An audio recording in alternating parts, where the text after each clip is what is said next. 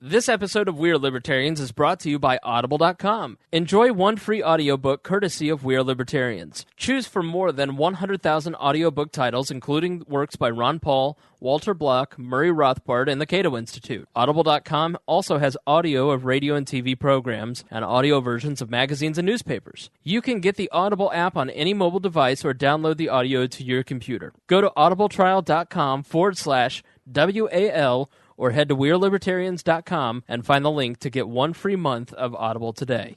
Welcome to We Are Libertarians for this week, although we've had like 3 or 4 episodes this week. You're blessed, audience. You're blessed. Dear Leader has blessed you with such great content.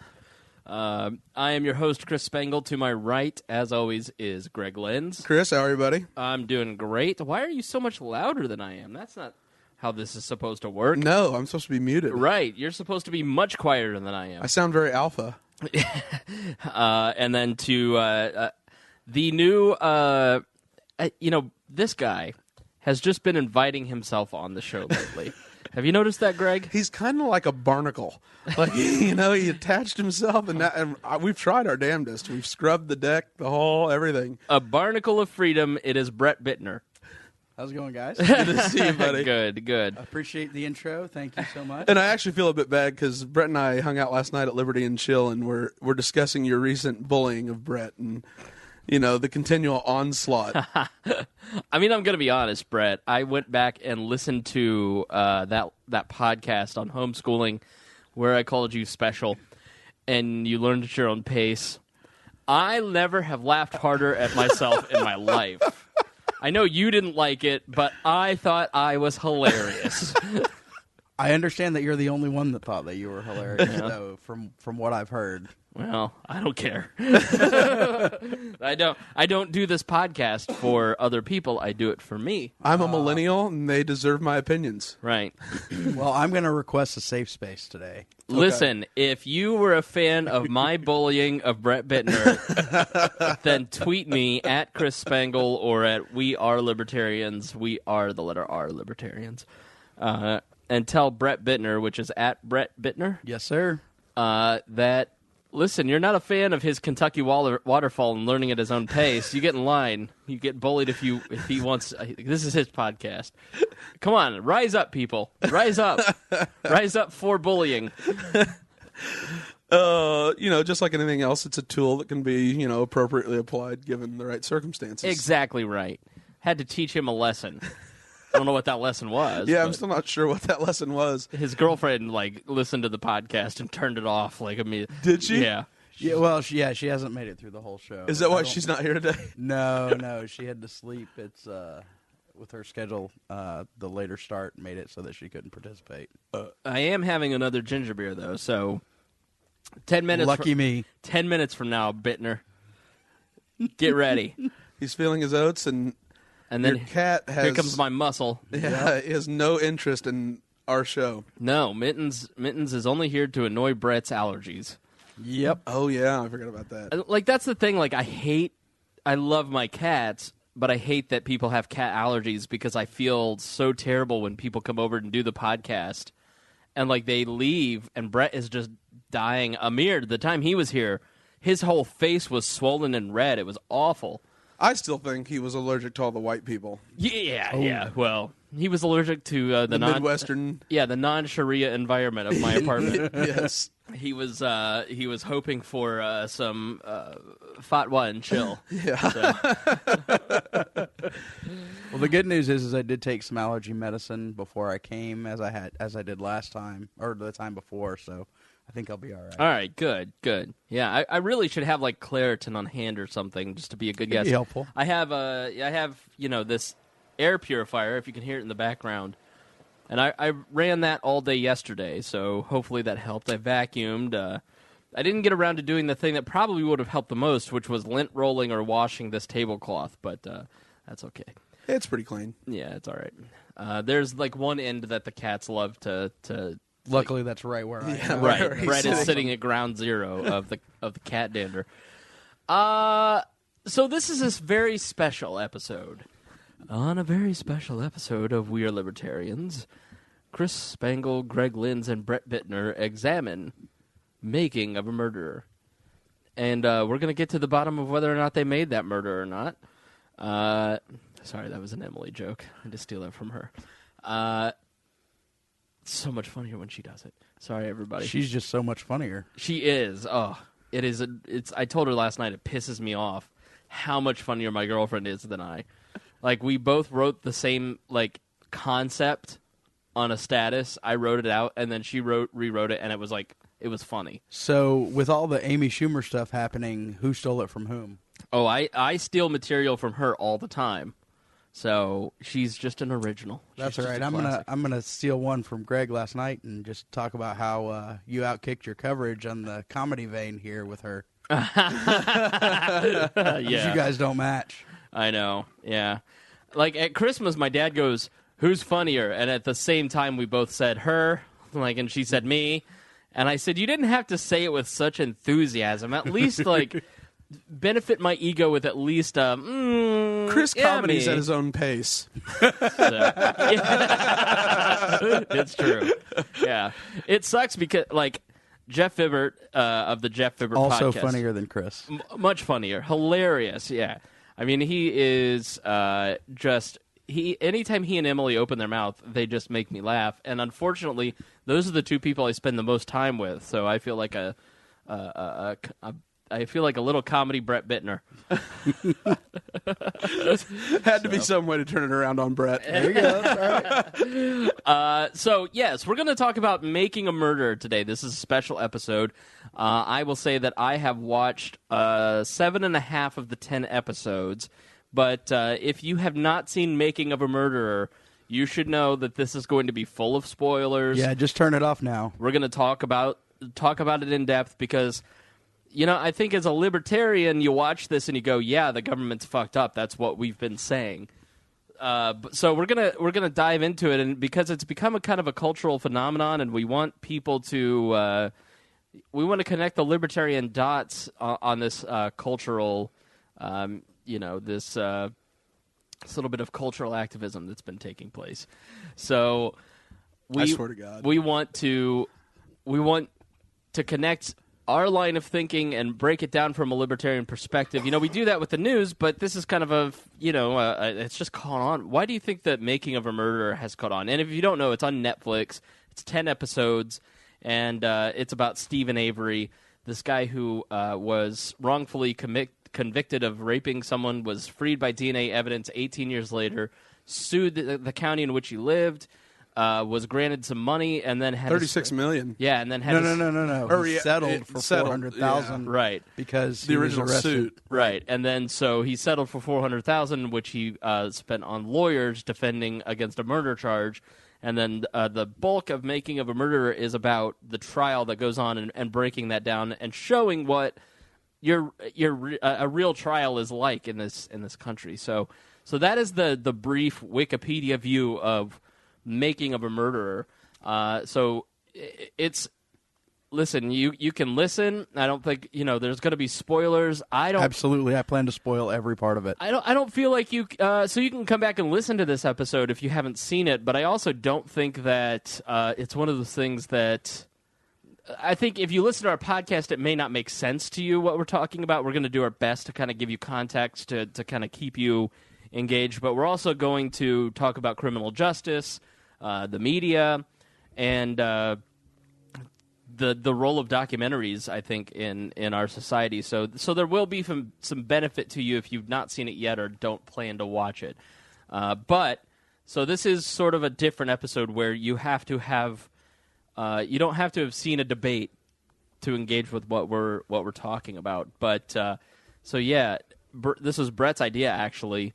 To talk about. So why did you want to have this special podcast on Making a Murder? Why is it significant to you? Well, to me, it kind of goes with something that I've been talking about a lot lately, which is libertarianism and pop culture. And we see a lot of very anti-establishment, dystopian revival. You have things like The Hunger Games. You have movies like the Lego Movie, which have a very strong anti-authoritarian vibe. Yeah, if you have not seen the Lego Movie, that's like libertarian Lego porn. I mean, it's one of my favorite movies. Show that make that your kid's favorite movie, and And I gotta say, Frozen, I like that too because it's not the knight in shining armor. But if hating the government's your thing, Lego Movie, just Lego Movie is 150 times. Sorry, Toy Story. Sorry, Brett. So when you get to when you're looking at some of these things that are happening in pop culture, it was actually a libertarian that recommended the series to me, our mutual friend Jesse Riddle. And he was talking about it from a very, man, the criminal justice system really sucks perspective. And that's what got me interested in it. I have seen the criminal justice system do some terrible things to some really good people. I've also seen it let some really terrible people get away with some pretty terrible things. And so for me, I wanted to see what all the buzz was about. And I got it right as it was peaking, I think, in terms of people following it. It was New Year's weekend that I had just started it right before that. And then we flew through it in 3 or 4 days, watching all 10 episodes. They're an hour long. And I thought initially that it was just going to be 10 stories, like the very first episode, which recaps everything that happened with Stephen Avery in the 1985 case that Chris talked about, where he was arrested, tried, convicted, with very little effort by the police to really find anyone, the culprit, the actual culprit, yeah. Who then apparently went on and committed some pretty terrible crimes against women in the area while Stephen Avery was in prison. And so you get to the end of his time in prison. You know, the documentary actually kicks off with him right as he's being released and then flashes back in a framed narrative to the story that got him there. And you get to the end of the episode and you're like, oh, well, I mean, we have sort of a kind of happy ending in that we no longer have this guy who's innocent locked in a cage. Great. Well, what are the other 9 stories going to be? And then you see what happens where he gets arrested in the middle of his civil trial or his civil case where he has sued the county, the prosecutor, and the sheriff. And as they're being deposed, all of a sudden he gets arrested as a woman disappears, and the last place that she is seen is on his property in Manitowoc County, Wisconsin. And then the series gets real, because I thought it was just going to be a flash of, you know, this poor guy was in prison for 18 years, and this is kind of what happened. He gets released. We see that, you know, hey, maybe he's going to get some compensation for the fact that he was wrongfully imprisoned. He lost 18 years of his life He lost for no 18 reason. years of his life, and we're talking prime years here because he was in his early 20s when he was arrested. So he's 40 or so when he gets out. And then the story really kicks off, and you see with Teresa Halbach, the victim in this case, that, you know, yeah, there was a lot of circumstantial evidence that kind of pointed that way. But there were just so much with regard to the conflicts of interest. Yeah. The mysterious circumstances in which so many of these little things came together, and it still wasn't necessarily something that proved beyond a reasonable doubt, at least in my mind. Now, I do have to preface before we go any further, when it comes to the criminal justice system, I would rather see 100 guilty men go free than to put one innocent person and lock them in a cage. That's just kind of the way that I'm looking at it, because I know that, you know, you can take away somebody's freedom. That's probably one of the worst things that you can do, short of killing them, is taking that freedom away from them. And then a third thing down would be taking away their property. But the way that things like this ruin lives, the way that they tear up families. It's destroyed the community, really. Oh, absolutely. I mean, if you live in Manitowoc County, Wisconsin, and you have any faith in your government whatsoever, or you must be delusional and have, you know, just lived in. You must be a hermit out in the woods. Well, and not only that, it spread. It wasn't just the Manitowoc County, because you saw as the trial moved, they brought in the FBI. They brought in special prosecutors. They brought in a neighboring county's district attorney. They brought in, I mean, there were so many people that were brought in. The state justice department was involved in the case, and it just spread. And it was a spread among people within government that make up government. And so it really got scary, because it wasn't just one county that seems to be involved here. it was pretty much anybody who has any tie to the criminal justice yeah. system But- in a very small area there. So, I mean, I guess if you look back in the 80s when all this first happened, I mean, we can say, oh, well, back in the day, a town would be corrupt and everybody hated Stephen Avery and the family because they were the white trash family in town, and it's a small town, and, they're rednecks tearing through town, and so, of course, there's this bias against this family, and so you can, but the bias doesn't ever really seem to change, and you really see everything that the government does in this murder trial in the 2000s is slated towards proving like he's guilty, and the defense is struggling to prove that he's innocent. The lawyers, who are the only likable, competent people in this entire Absolutely. series, they seem to be excellent lawyers, and they're likable guys. Which makes you almost start to root for the defense, even though you really fucking hate Stephen Avery. Well, I don't know that I got that far in terms of hating the guy, but I did see, because he was being railroaded, he did elicit some sympathy. And so we're looking at what happened with him. We're looking at the family. There are lots of allegations, a lot of charges, a lot of arrests, and this is the entire family. We're talking the mother, the father, the 3 sons that they have, their daughter, their son-in-law, their grandchildren. I mean, and they all live together. It almost feels a little bit like if you saw the HBO series Big Love. Mm-hmm. It feels cultish almost, just a bit. Right. Bill Paxton's second wife in that series was from a Mormon compound in Utah.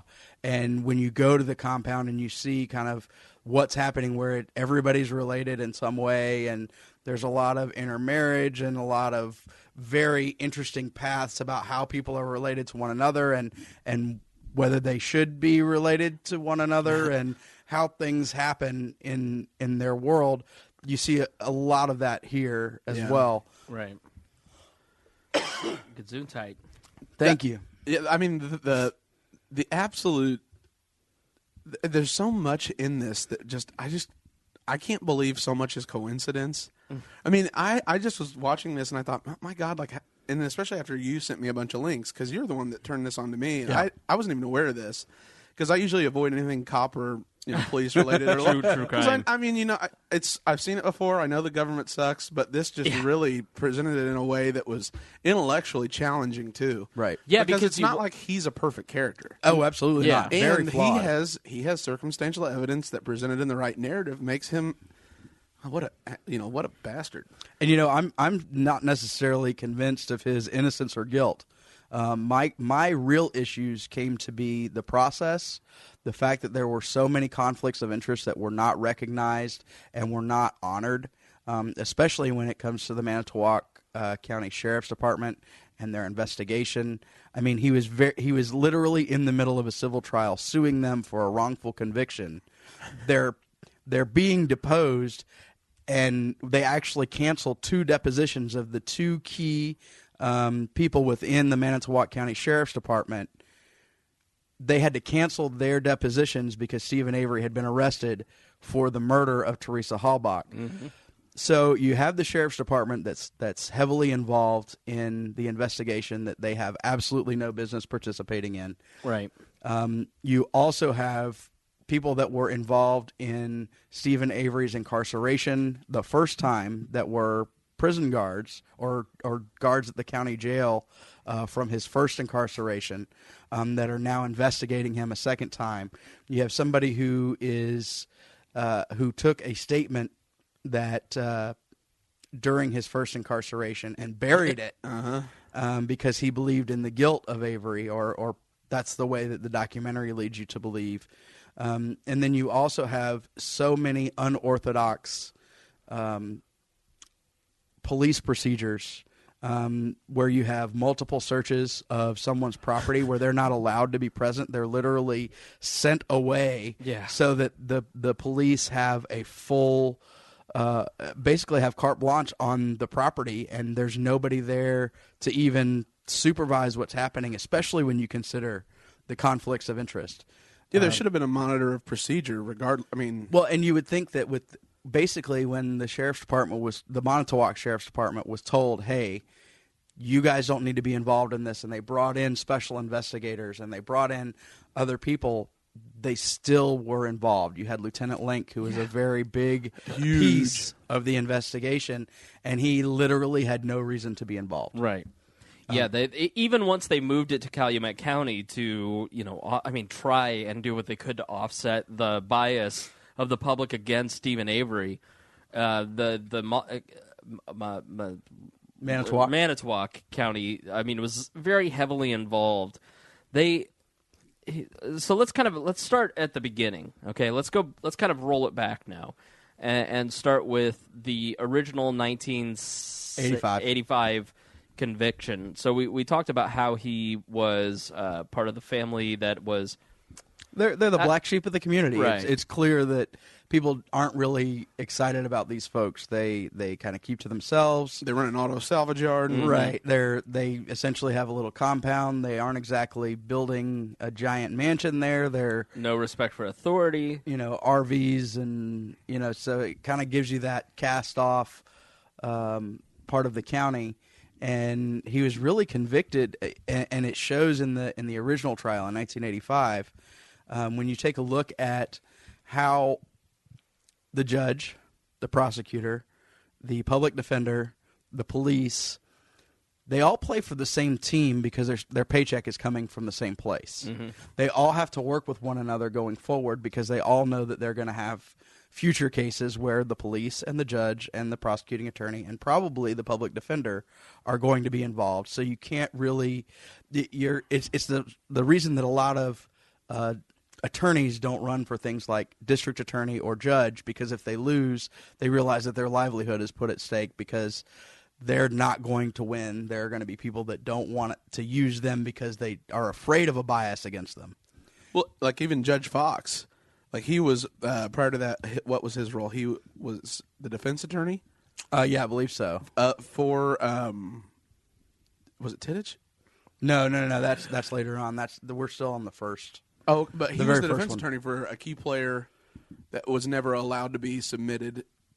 Right. Because he played the role of not being allowed to offer who else it could have been. Right. And he should have. Well, there's a whole lot that happens in the public defender world. But basically, like all the people from that trial ended up rising to new positions. Right. Just, it shows you just like even the people tenure. that are bit players ended up becoming the key players. Mm-hmm. That just demonstrates why you have no incentive to create enemies and go along to get along if you're going to be in that field. Because you have reserve deputies that are now, chief deputies, or you have deputies that are now the sheriff.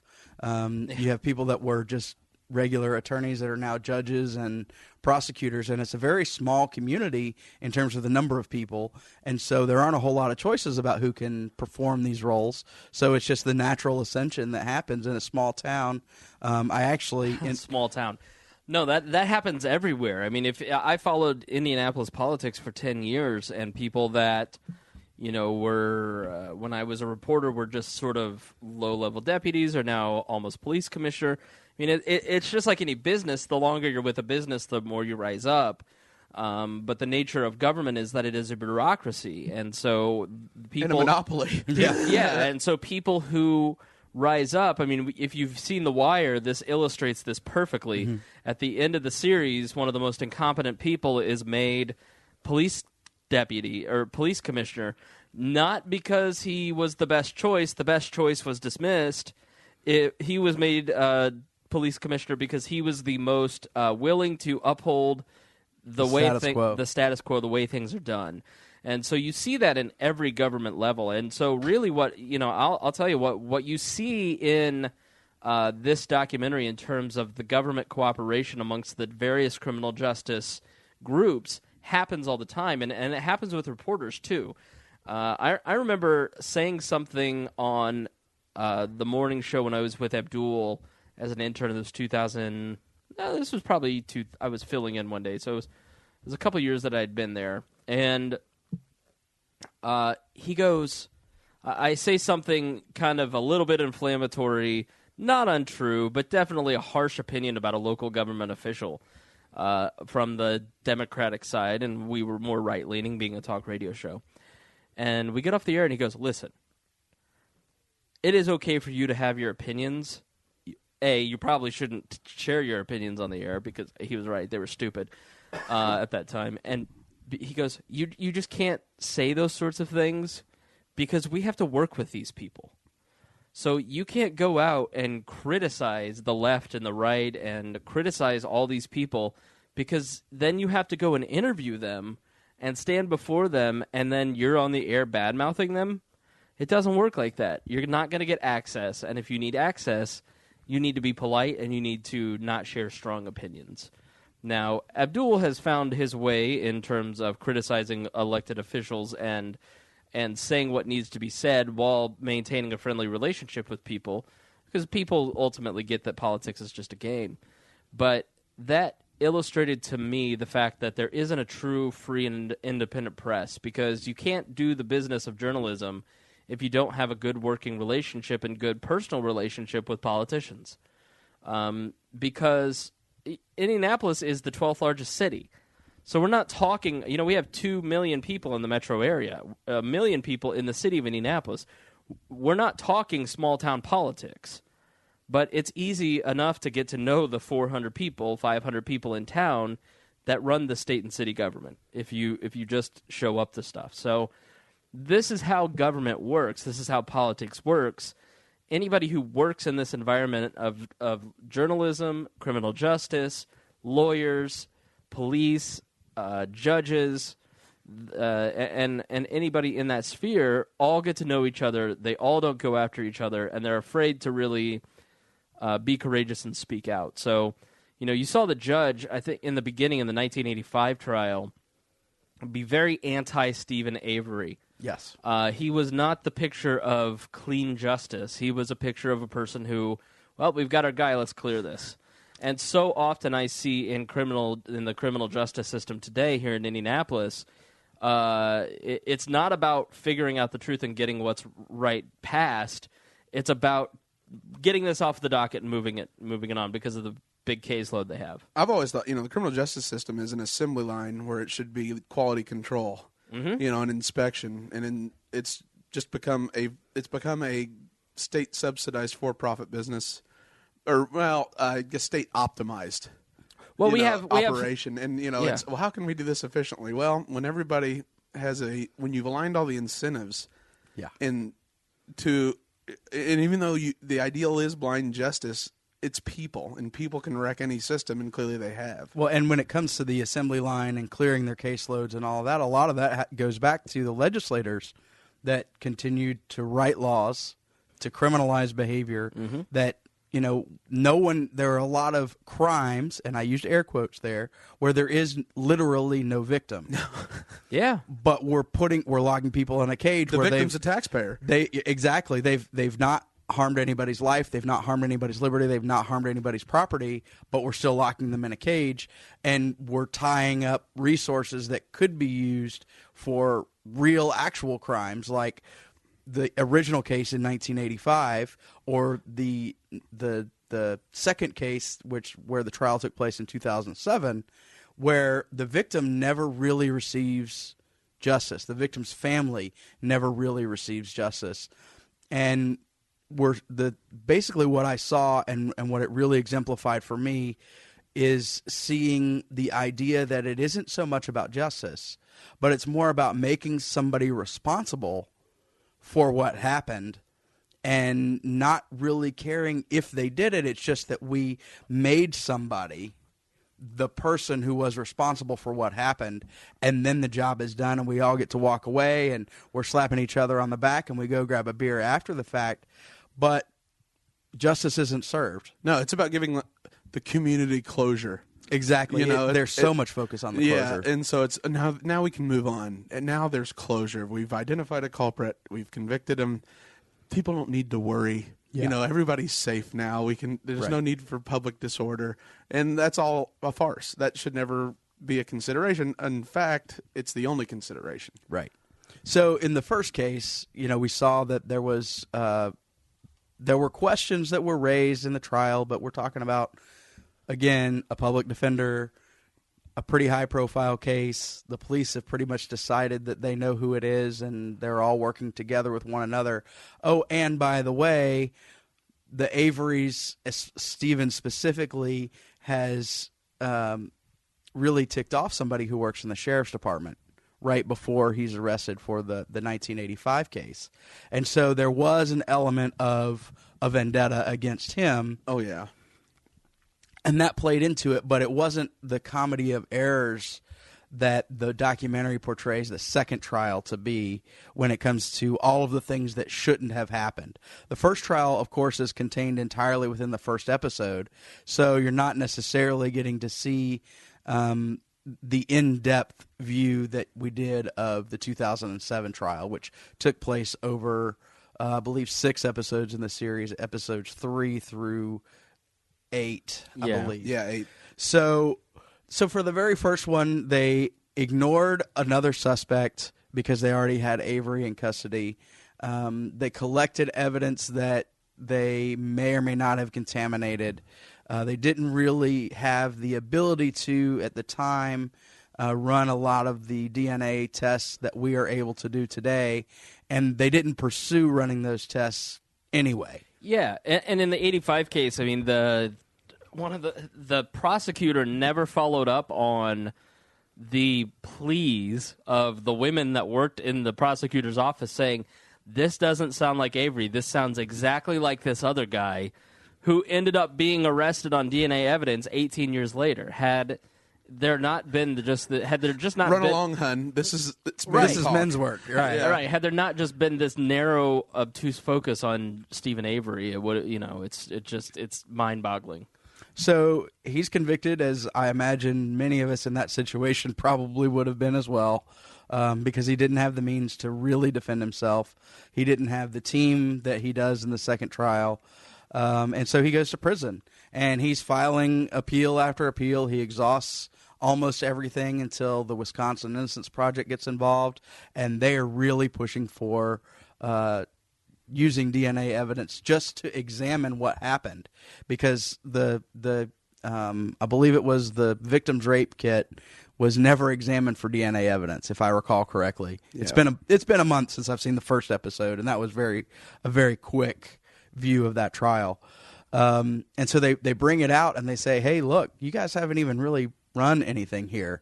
And they find out that, lo and behold, the ladies in the prosecutor's office were right, because this guy's already in jail for something else. The guy who actually committed the rape of, is it Burnson, I think is her name. Is that how you pronounce it? Who was a pillar of the community, owned a business, and she was... she was just out for a run and was pulled into the woods and sexually assaulted, and beaten. And, even though Avery had an alibi for that day, he wasn't even in the area, and the timeline didn't match up. They were so set on, well, we got our guy, we're just going to ignore everything else. And the actual guy continues. I believe he sexually assaults at least 2 more people before he's caught. And then before they're able to examine the evidence and see that he was the one that was involved in the sexual assault of Miss Burnson. So Stephen Avery's in prison. He finally gets out, and he does what I think a lot of us would do if we had 18 prime years of our life taken away from us. Mm-hmm. I mean, we're talking about not seeing his children grow up. We're talking about not seeing his family other than supervised visits through the glass of the prison. We're talking about 18 years of his life that's taken away from him that he can never get back. And so he says, hey, look, you guys had the opportunity to do this right, and you refused.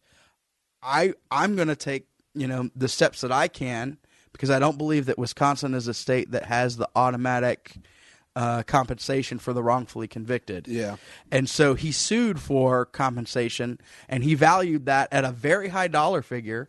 I believe that they asked for $36 million for the 18 years he spent in prison. Now, not all of that was about compensation for the time he spent in prison. It had to do with other things and punitive damages. And he sued the Manitowoc County Sheriff's Department, the sheriff personally, the prosecutor personally, and a couple other players that were heavily involved in the investigation and his conviction. And so as they're going through what's going to happen for that civil suit, it was Halloween. There's a girl that goes missing, and that's basically where the It's first on Halloween, episode. right? Yeah, it is on Halloween. 25-year-old Teresa Hallback. Hallback, yeah. And to me, when I'm looking back at the entire story, I think that the biggest losers when it comes to this is her family is never going to know what happened. There's no way to find out what happened because of all of the things that have occurred that really taint any action that could be taken. They believe they have closure, maybe, but you don't really. They're never going to know who really killed their daughter, their sister, and then you take a look at all the other victims. You have the community that's mourning the loss of this woman. You have the Averys who have two of their family members that are in prison. One of them till at least 2048, unless there's a new trial. The other who has life without parole unless there is a new trial. And so you take a look at what happens then on October 31st, 2005, which is when Teresa Hallbach is last seen. And she's last seen going to the Avery's property to photograph a minivan that they have for sale. And being an auto salvage yard, this is not an uncommon practice. This is the third time she'd come out. And I do know that there are a lot of people who point to Stephen Avery's behavior toward her as some sort of indication that he is guilty, because he specifically requested her. She was creeped out by the guy, and let's face it, he's a flawed guy, and there are certainly some really creepy things about him. And she requests not to go. And he uses Stephen Avery uses his sister's name to get the auto trader to send her. She was a freelance photographer out to the property. He used Star 67 to block his caller ID when he was checking to see when she was coming, and all of those things are very circumstantial. And that's a lot of what I'm seeing as the Stephen Avery's guilty because he was planning it. And there's a Kratz. In an interview, Ken Kratz, who was the prosecutor in the 2007 trial, comes back later and says, well, we have a prisoner who served with Stephen Avery that says that he was planning on building a torture chamber to rape and murder women. Oh. That's completely unsubstantiated. Kratz doesn't point to what prisoner it was. There's nothing recorded that this has occurred. It's simply him stating after he the read fact. It on Friendster, right? It's something like, or maybe Reddit, 4chan, MySpace, please. It was 2005. Oh, that's right, MySpace. So we're seeing then in November that this guy, being the last person that saw her alive, obviously is going to be a person of interest, if not a suspect. But what was really odd to me in the beginning was the typical criminal justice thing is when a woman passes away, and there's foul play suspected, the first person that they go after the first person that they look into is their husband or wife, although that wasn't the case in 2005 and wouldn't be in most of America, but their partner, their significant other, or their most recent significant other. An ex that has, a grudge or is upset about the way that they broke up or whatever it is. They also then start to look at the family before you look into acquaintances and strangers. Had a male roommate. Exactly. Which I thought was weird. I just think it's weird that two early 20-somethings, a male and a female, would live together. I don't know why I feel that's weird. Maybe that's like an old man thing in my mind, but... Well, but I believe that her roommate was actually friends with her brother. Oh, okay. Yeah, there was a connection. Yeah, there was a long-term relationship connection, family friend-wise. He was friend-zoned. Somebody was friend-zoned hard, let's be honest. And those are the most resentful bastards on the planet. Trust me, I've been dealing with fallout from that all week. So when you look at the way that they started the investigation, they didn't interrogate anybody that should have been their first suspects. If you're following the paint-by-numbers police procedure of a suspicious death or a suspicious disappearance, they barely interviewed her brother. They barely interviewed her ex-boyfriend, who for some reason is heavily involved in the search. They barely interviewed the friend zone roommate, as Chris has surmised. We just started a whole new theory. We got a whole new theory about what happened. You heard it here first. It's the friend zone resentful asshole. It's listen, I'm telling you, Captain Day Date. He heard about her lunch. He had one too many lunches with her. Uh-huh. He or just, an afternoon coffee. He just wanted a Saturday night at the Lone Star Steakhouse. That's all he wanted. So from the very beginning, they aren't really taking this in typical police fashion. They have a search. Well, they kind of shortcutted it because they had. I mean, they were able to, with her role, the assignment. Right. They shortcutted everything by where was she last seen. Yeah. What can we? And they document circumvented everything else. Yep. And went directly there rather than kind of following what they would normally do in a suspicious disappearance. But you can also say, since this is the last place we can document she was, we have a limited time frame to get to that crime scene and actually conduct an investigation. Sure. You know what I mean? Because we got to get there before. Yeah, we have to get there and check this out before things can be manipulated. Right. Unless they did the manipulating, which hell, that argument can be made with the same amount of evidence, the circumstantial evidence for Stephen Avery's, circumstantial evidence. So within a week, they've obtained a search warrant for the property after her vehicle is found by volunteers in a search party. But interestingly, 2 days before her Toyota RAV4 was found, there was a call-in from the sheriff's deputy that served as a guard and took the statement during Stephen Avery's first stint in prison about somebody else potentially having committed the crime against Burnson in '85 and burying it. He's now a deputy sheriff for the Manitowoc County Sheriff's Department and has a call-in, not over the radio, but over the phone, which means that he wasn't in his car when he came across that vehicle. Because it was, instead of by radio, it was via phone call. And he lists, he checks the license plate number, and he confirms that it's a RAV4. And then mysteriously, 2 days later, volunteers, within 30 minutes of starting a search on the Avery salvage yard property, find her vehicle without a license plate, covered up with under branches with a new hood. And then when they end up opening up the car, they find blood.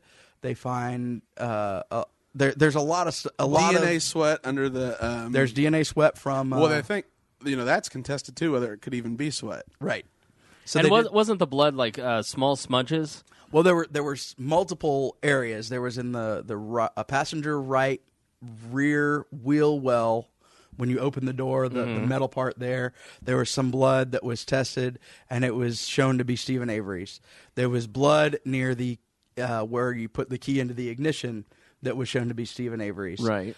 But there was no testing of the blood stains in the carpet in the back of the RAV4 that would have most likely been hers if that vehicle had been used to transport her body. But nobody ever tested the 3 different areas of carpeting. That's weird. That had blood stains. It gets weirder when they inspected the vial of blood the police had of Stephen Avery's, that there was a very, very almost, you couldn't find it, hole in the top of the vial. Right. And then it and a broken seal. A broken seal. Yeah. In what's supposedly a secured evidence. And then it gets even though, then you think immediately, well, the police framed him. Well, then the FBI independent testing found that there was no anticoagulant in the blood, but then that turned out to be done improperly. Well, not only improperly, that test was created specifically for the incident. Yes. On an accelerated timeline so that it could be used in the trial when that type of testing hadn't been done since the O.J. Simpson hearing by the FBI. Wow. Or the O.J. Simpson case by the FBI almost a decade before. Yeah. And so there's a lot of it's a lot of these little things that put those doubts in my mind from the very beginning. I've never once believed that the police killed Teresa Halbach. No. I do believe that they thought they had the person and they were I'm going to go with the noble police here and say they thought they had the right guy. They just wanted to make sure that they were able to shut the door on his prison cell and never open it again. That's the way it felt to me. Well, he got away with it in 85. These guys are always in trouble with the law. There's always something going on with them. They're the perfect It's victim. got to be They're him. the perfect, There's culprit. blood. He's there. It's on his property. But And here's the thing about finding, and this is one of the things that drove me crazy when they found the RAV4, Teresa Halbach's RAV4 on the salvage yard property. He has access to a car crusher. He could have taken that RAV4 and he could have made it a block that's a meter by a meter by a meter, and you wouldn't have even been able to recognize it. Right. Unless you could find a VIN plate. And in a week, he could have taken that and thrown it. It's Wisconsin, Lake Superior. He Right. could have dumped that. And you're in the early fall. Yeah. So it's going to freeze over. And he could have, and the timing of all of this happening. Oh, there's some while branches. he's in the middle of of the Let me depositions. hide this with some branches that was found in 20 minutes by a search volunteer. Don't look over there. Right. It was very much like that. It was kind of like Who said God helped her find it? It was like Wile E. Coyote was coaching him Right. on how to hide this with all of the Acme products that are available, the Acme branches and all that. So they find the vehicle there. They go forward and they surmise that she was killed there. They search the property multiple times with the Manitowoc County Sheriff's Department, who shouldn't have been involved. They were told not to be involved. They designated a special investigator from outside the county. They were just supposed to, kind of help maintain a perimeter, was essentially the extent of their investigation. Yeah. And then all of a sudden, they find a key on their 8th visit, which I believe was the 3rd day Right. that they had been in Stephen Avery's trailer. They find this key under some boots in his bedroom or in his office, home office area that had already been searched at least 8 times before, but now they found it. And you talk about the search. They talk about searching the garage at one point, and they go through and they photograph and move and touch literally every single thing in the garage, but then they don't move some boots in the bedroom and find a key. Well, and then that even in the garage, they moved all this stuff around, and then it isn't until their 4th or 5th time in there that they find these bullets. The bullet, yeah. That are supposedly have Teresa Halbach's DNA on them from the blood, but that's never tested to shown. Yeah. That it was her. But if she's killed in the garage, which has this giant crack going across the concrete, Right. she's supposedly killed there. They can't find any evidence of her blood. No blood splatter, which would have been almost impossible for there not to be blood splatter. And if it pooled anywhere in there and was anywhere near that crack, there's no way that even the best, Even if he's a criminal even Mary mastermind, Maines couldn't have taken care of it. Yeah, and if he's a criminal mastermind and was able to do that, what are the odds he hid the car under branches? right? Or dropped a key behind a boot, or Yeah. smudged some blood in right next to where the key ignition is. And then also too, like if his blood got in there, there aren't any fingerprints of his on the car. Not a single one. So you're saying somehow, like it was a cut. I mean, if he's wearing gloves and careful, he's not completely covered, and there's a cut that somehow just happens to be right. Well, no, he there. had a cut on his finger. They showed. Yeah, he did have a cut. But then if he's wearing gloves Exactly. and there's no fingerprints, which would indicate he is. And it doesn't. I mean, his blood. I mean, on the ignition of the car, or the right. It's on his property. I mean, it's an auto salvage yard. It's perfectly feasible that he could have moved the car at some point, or there's plenty of ways around that. I would think. That, And at the end of the day, it's purely circumstantial that it was there and isn't enough in my mind to convict anybody. I do Right. want to go to the key thing for a second. And It is Greg- odd though that she came at a scheduled appointment, and then because then that'd be the most huge coincidence that somehow her car ended up at an auto salvage yard, Right. Even though she was also scheduled to be there, but we can't. That to me would be very far fetched. So I want to go back to the key that they found for a minute. There's a picture that was taken, I believe it was a week before, within a week before her disappearance, Teresa Halbach's disappearance, where she's shown holding her car keys, and there's more than one key on the ring. And I don't know about you guys, but even when I have the spare keys to my car, there is still a key to the house on it. Yep. Mm-hmm. But the keys that they find in Stephen Avery's place do not match what the picture looks like. It is literally just a key to the car. Yeah, a spare. Yeah, that's what it looks like, or that the other keys have been removed. Yeah.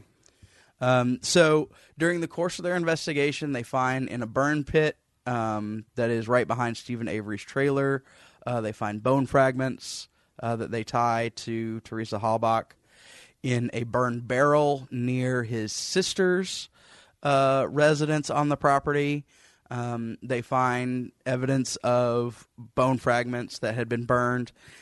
And mysteriously, on an adjoining piece of property where there's a quarry, they find evidence of bone fragments that are Teresa Halbach's that had been burned. And evidence of burning there. Yeah, and the burning had the metal, like the metal from inside of tires, intertwined with the actual the metal. When you're showing steel, when your tire is very, very bald, the steel belts that run through a tire were tied in with the bone fragments. And then a tooth. And there was a tooth that was found. I believe that was in the burn pit. Mm-hmm.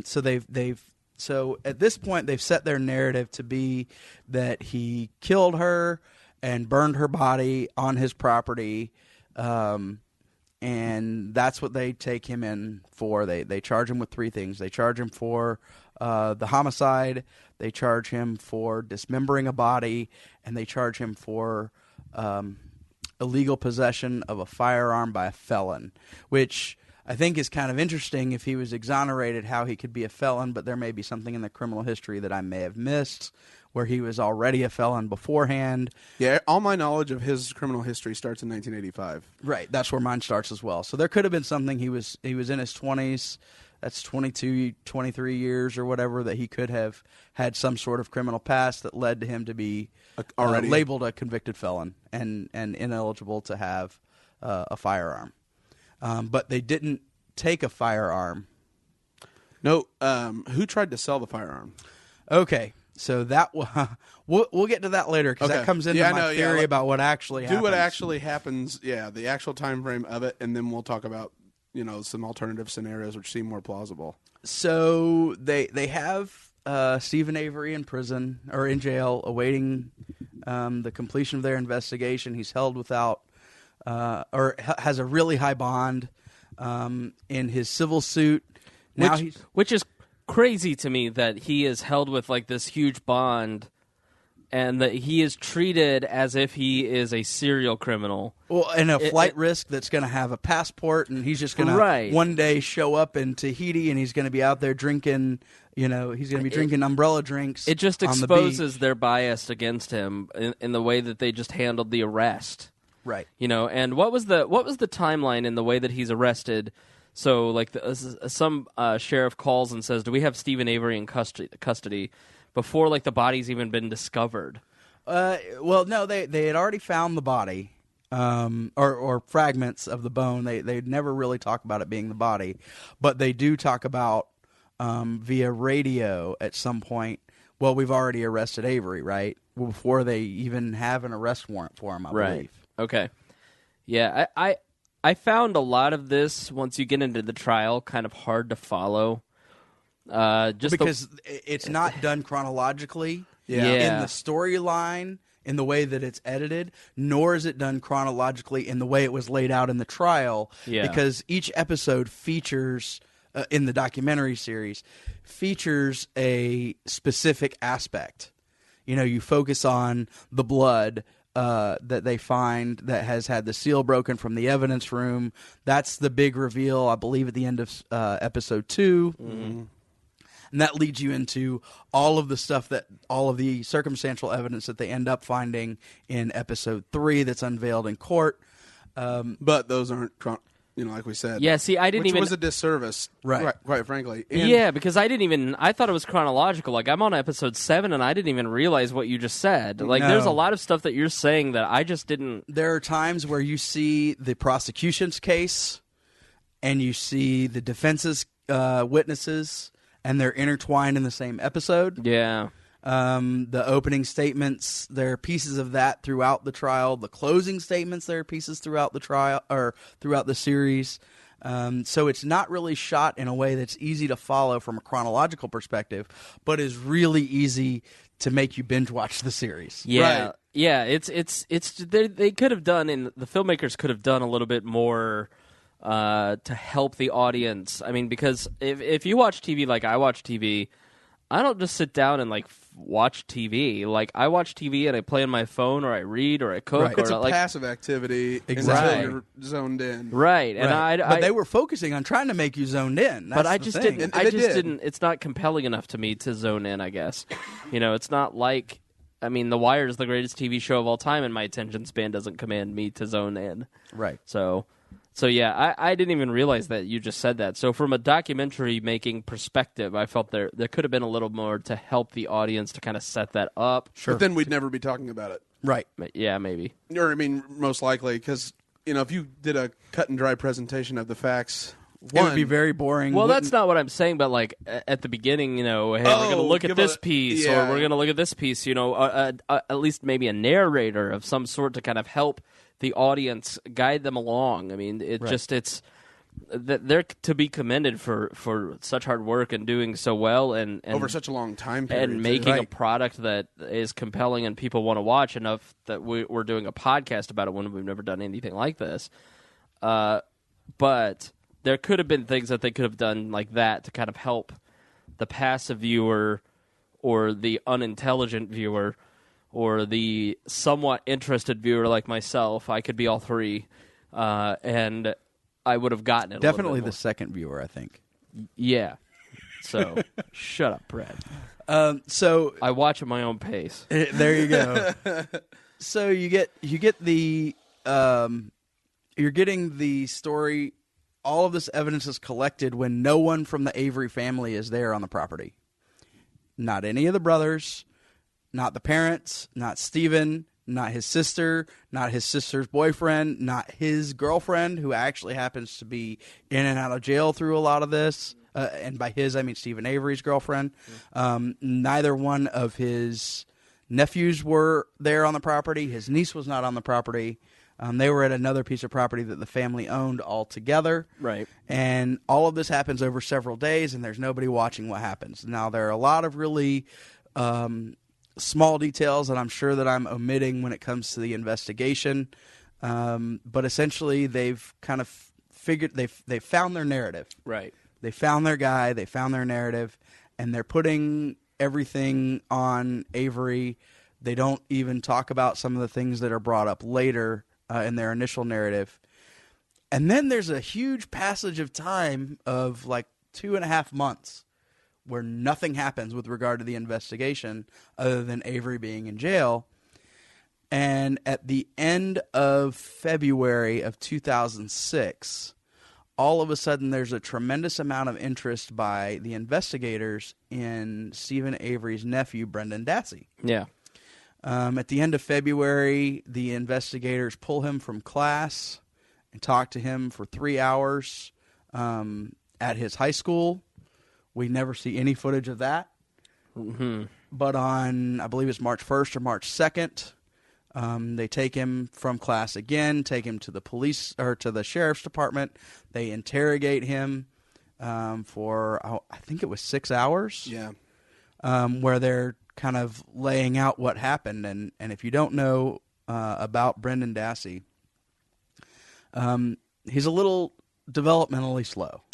Yeah, I mean he is. I mean, he's a sympathetic character, as are Stephen Avery's parents. Oh yeah, I love the dad. I mean, they're sympathetic, but Brendan is especially so. Yeah, he is clearly being led by investigators. He's being led by his defense attorneys. He's being led by the prosecution. He's being, his story never matches up because he just sort of goes with whatever anybody says. Because he wants to get along. Right. He is somebody who, when they test his IQ in written form, I believe it's a 69. Yeah, 69. And then when they do an oral IQ test, in thinking that he might have some comprehension issues, they do an oral one, and I believe it's a 73. So he's borderline retarded. The cutoff is 80, or that's the. I believe it's anything below 80s. According to Forrest Gump, it's 70. 70. So he's right on the line. Well, his story changes so many different times based on who's trying to convince him on what to say. And I honestly don't know how he ended up. I haven't gotten to the 10th episode, so I honestly do not understand how this kid is in jail. Until 48 or 58. Right, because taking his word and one of his statements, did he just have no defense attorney? Did Stephen Avery stand up and defend him? That's actually where I'm going now, is when he's pulled from class and talks to the investigators for 3 hours. And the March 1st 6-hour interrogation, he has no legal representation. Right. His first legal representation is a public defender who lost the race for district attorney in a different part of the state. He finished third in a primary. He ends up being the public defender, and they frame it in a way that makes it seem odd that this is the guy that's going to be his public defender.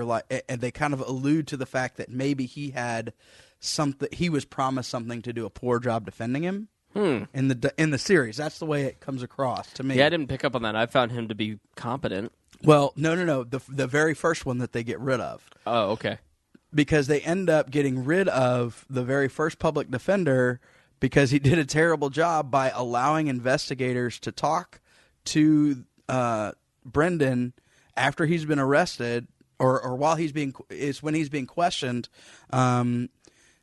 And he has already been arrested because he had the public defender, but he allows Brendan to talk to investigators without him, right, and without his parents. But there was one where he's talking in like a classroom, and I thought that was the public defender's investigator that took a statement. That was all the special investigator that was handling the entire investigation. Oh, see, I thought that later come and do the interrogation in the sheriff's department. Because see, I thought that was okay. Because I thought that was the public. So now, because I didn't quite get why did he get let go? He seems to be I have picture a public defender to be a schlub who doesn't have his stuff together. This guy seem to have his stuff together, but it's because the way they allude is that he's going to get something out of this by doing a terrible job. Okay. So he gets another public defender, and in his case, he just gets railroaded. His trial is, I believe it's episode 9, right. is basically the entirety of his trial. Okay. And episode 9, you find out that everything that he has said, he's been fed by his 14-year-old cousin. And she admits it on the stand in his trial that she made it up. Wow. But what they take from the interrogation for Brendan Dassey is they're basically building a narrative that Teresa Halbach was sexually assaulted, that she was that her throat was slit by Stephen Avery, his nephew Brendan Dassey, or both of them, and that then she was shot in the head. And none of that really lines up with any of the evidence that they have thus far. Right. Because they talk about the rape and the slitting of the throat happening in Stephen Avery's bedroom, that she had been shackled to his bed, and he did have leg irons and handcuffs. He had just purchased them recently, too. Because he says that he was going to use them with his girlfriend, which... Right. Of course, throws all the people who are this guy's guilty. It gives them another piece of circumstantial evidence. And it makes the old torture chamber relevant again. Yeah. Right. But they don't find a single drop of blood. They don't find any semen in the bedroom. They don't find any evidence that she was ever there. Right. Now, if you're somebody who's being raped and having your throat slit, I would think that you would probably leave behind sweat. You would probably leave behind blood. You would probably leave behind hair. and you'd leave behind some sort of like if you're using chains for BDSM, I would think that would wear in some pattern on the furniture. There was no evidence that right. it had been used on the headboard or the footboard of the bed. Yep, or there would be trace blood on the shackles, all that kind of stuff. And they seized Stephen Avery's bed sheets for evidence and showed none of that there. And you would think that if the narrative that they play is what happened, that you would find that kind of a thing. Yeah, I didn't even think about that. If he's using metal handcuffs, I mean, just the rubbing and the friction there'd be tons of skin cells on those handcuffs if they found them, if they tested them, if they had them. So what we see then is now they've built this narrative, and you have the prosecutor, Ken Kratz, who is appointed the special prosecutor for the case to minimize the Manitowoc County involvement, which is already way bigger than it should have been. But he comes in and he gives this tear-filled press conference filled with emotion where he lays out as fact their theory about what happened. He calls a press conference. This is 2 or 3 days after Brendan Dassey has been arrested. And so he's laying out this story about how this sweet little girl was taken by this horrible guy, and he tied her up, and he raped her, and he slit her throat, and he brought his nephew in, and they raped her, they slit her throat, then they carried her out to the garage, and they shot her in the head, and they treated her like, and just treated her like a piece of human garbage. And we end up finding out that none of that was true because they have no evidence of it. In fact, they end up adding charges against Stephen Avery based on Brendan Dassey's confession and this narrative that Kratz, the prosecutor, lays out that they end up having to drop during the trial because they don't show any evidence of it, because the prosecution ends up not using Brendan Dassey's confession because they're afraid that it could take too much of the focus off of Stephen Avery, and it's probably more detrimental than if they didn't include it. So, wow. There's a lot that's happened so far, and we haven't even gotten to the trial yet. And the prosecutor ends up, after all this happens, having to serve a 4-month ban for inappropriate. He's a flawed character. Yeah, just there is no cornerstone or one pillar. You say, I actually I trust in this one individual, and I'm going to try to build out something after it. Right. No, you literally only trust the. I find myself trusting Avery's defense team. Yeah, Dean Strang and Jerry Buting are probably the only people that are presented without flaw. And that bugs me because the reality of it is it's designed to be that way. They are Matthew McConaughey in A Time to Kill. They are the white knight advocate. And it's certainly possible that the filmmakers, those two attorneys seem like they're very amicable, affable guys, and so maybe they buddied up to the filmmakers, and we could be getting a skewed view. I mean, what we all have to keep in mind, and we should have said at the beginning of this podcast, is that you're seeing 10 hours of 10 years. I mean, you're seeing a 30-year span, basically, of one man's life in 10 hours. And let's be honest, if you try to compact your last 10 years into 10 hours, you couldn't edit that, let alone handing off creative freedom to somebody else to present. You coming from somebody who works in a business, in a media business with a media background, you are at the whim of anybody who has the editor, the editing machine, or the microphone, or anybody who is presenting your story to the public. And you have to keep in mind that when you watch this, I mean, I haven't seen anything. Maybe you guys have seen something where people who involved say this isn't exactly what has happened. I mean, they seem to have done a fairly journalistic job of presenting what they can, but the sympathy that we have towards the two lawyers could be by unconscious or conscious design.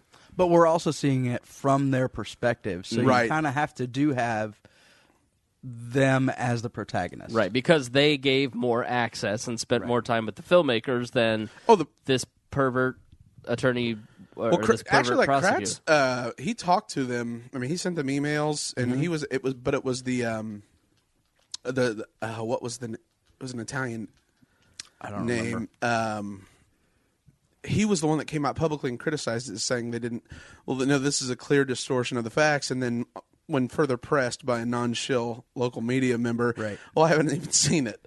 Right. You're like, okay, good. Right. Well, you know. And you also see, when you take a look at the journalists that were involved in covering the case, you have the one female journalist with glasses who's no longer in Wisconsin. She's now in Cincinnati. She says, I don't know what you would take out to add the things that they say are missing. And you have the one guy, they call him the Silver Fox or the Gray Fox, I don't remember, but he's another journalist that's covering the story as the trial's unfolding. And he basically says the same thing. They presented the case as we saw it, because you see some of the incredulous looks that we have when you see the statements made by the prosecution. Right. When they're doing at the end of the day, apparently at the end of every day of the trial, they just had a press conference about what just happened in the courtroom. Right.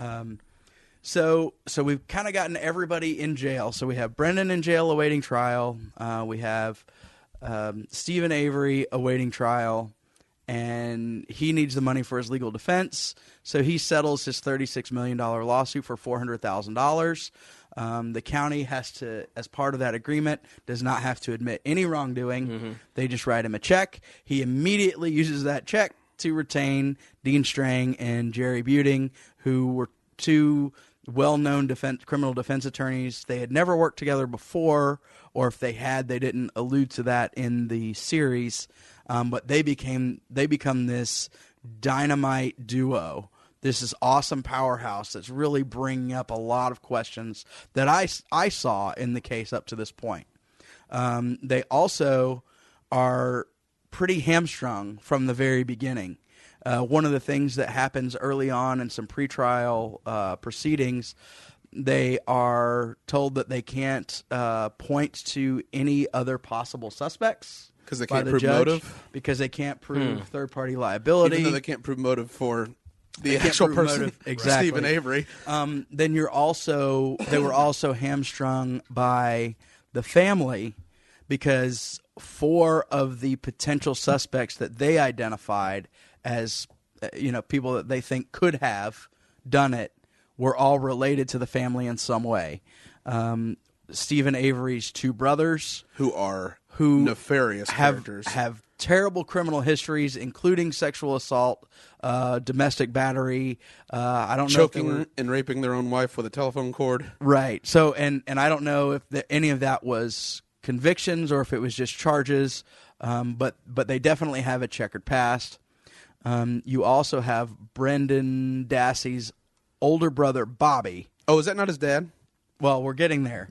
So you have Bobby Dassey, who's Brendan's older brother, who, in conjunction with his now stepdad, Tittich. Yeah. Scott Tittich. Scott, who ends up marrying Stephen Avery's sister after the trial has occurred.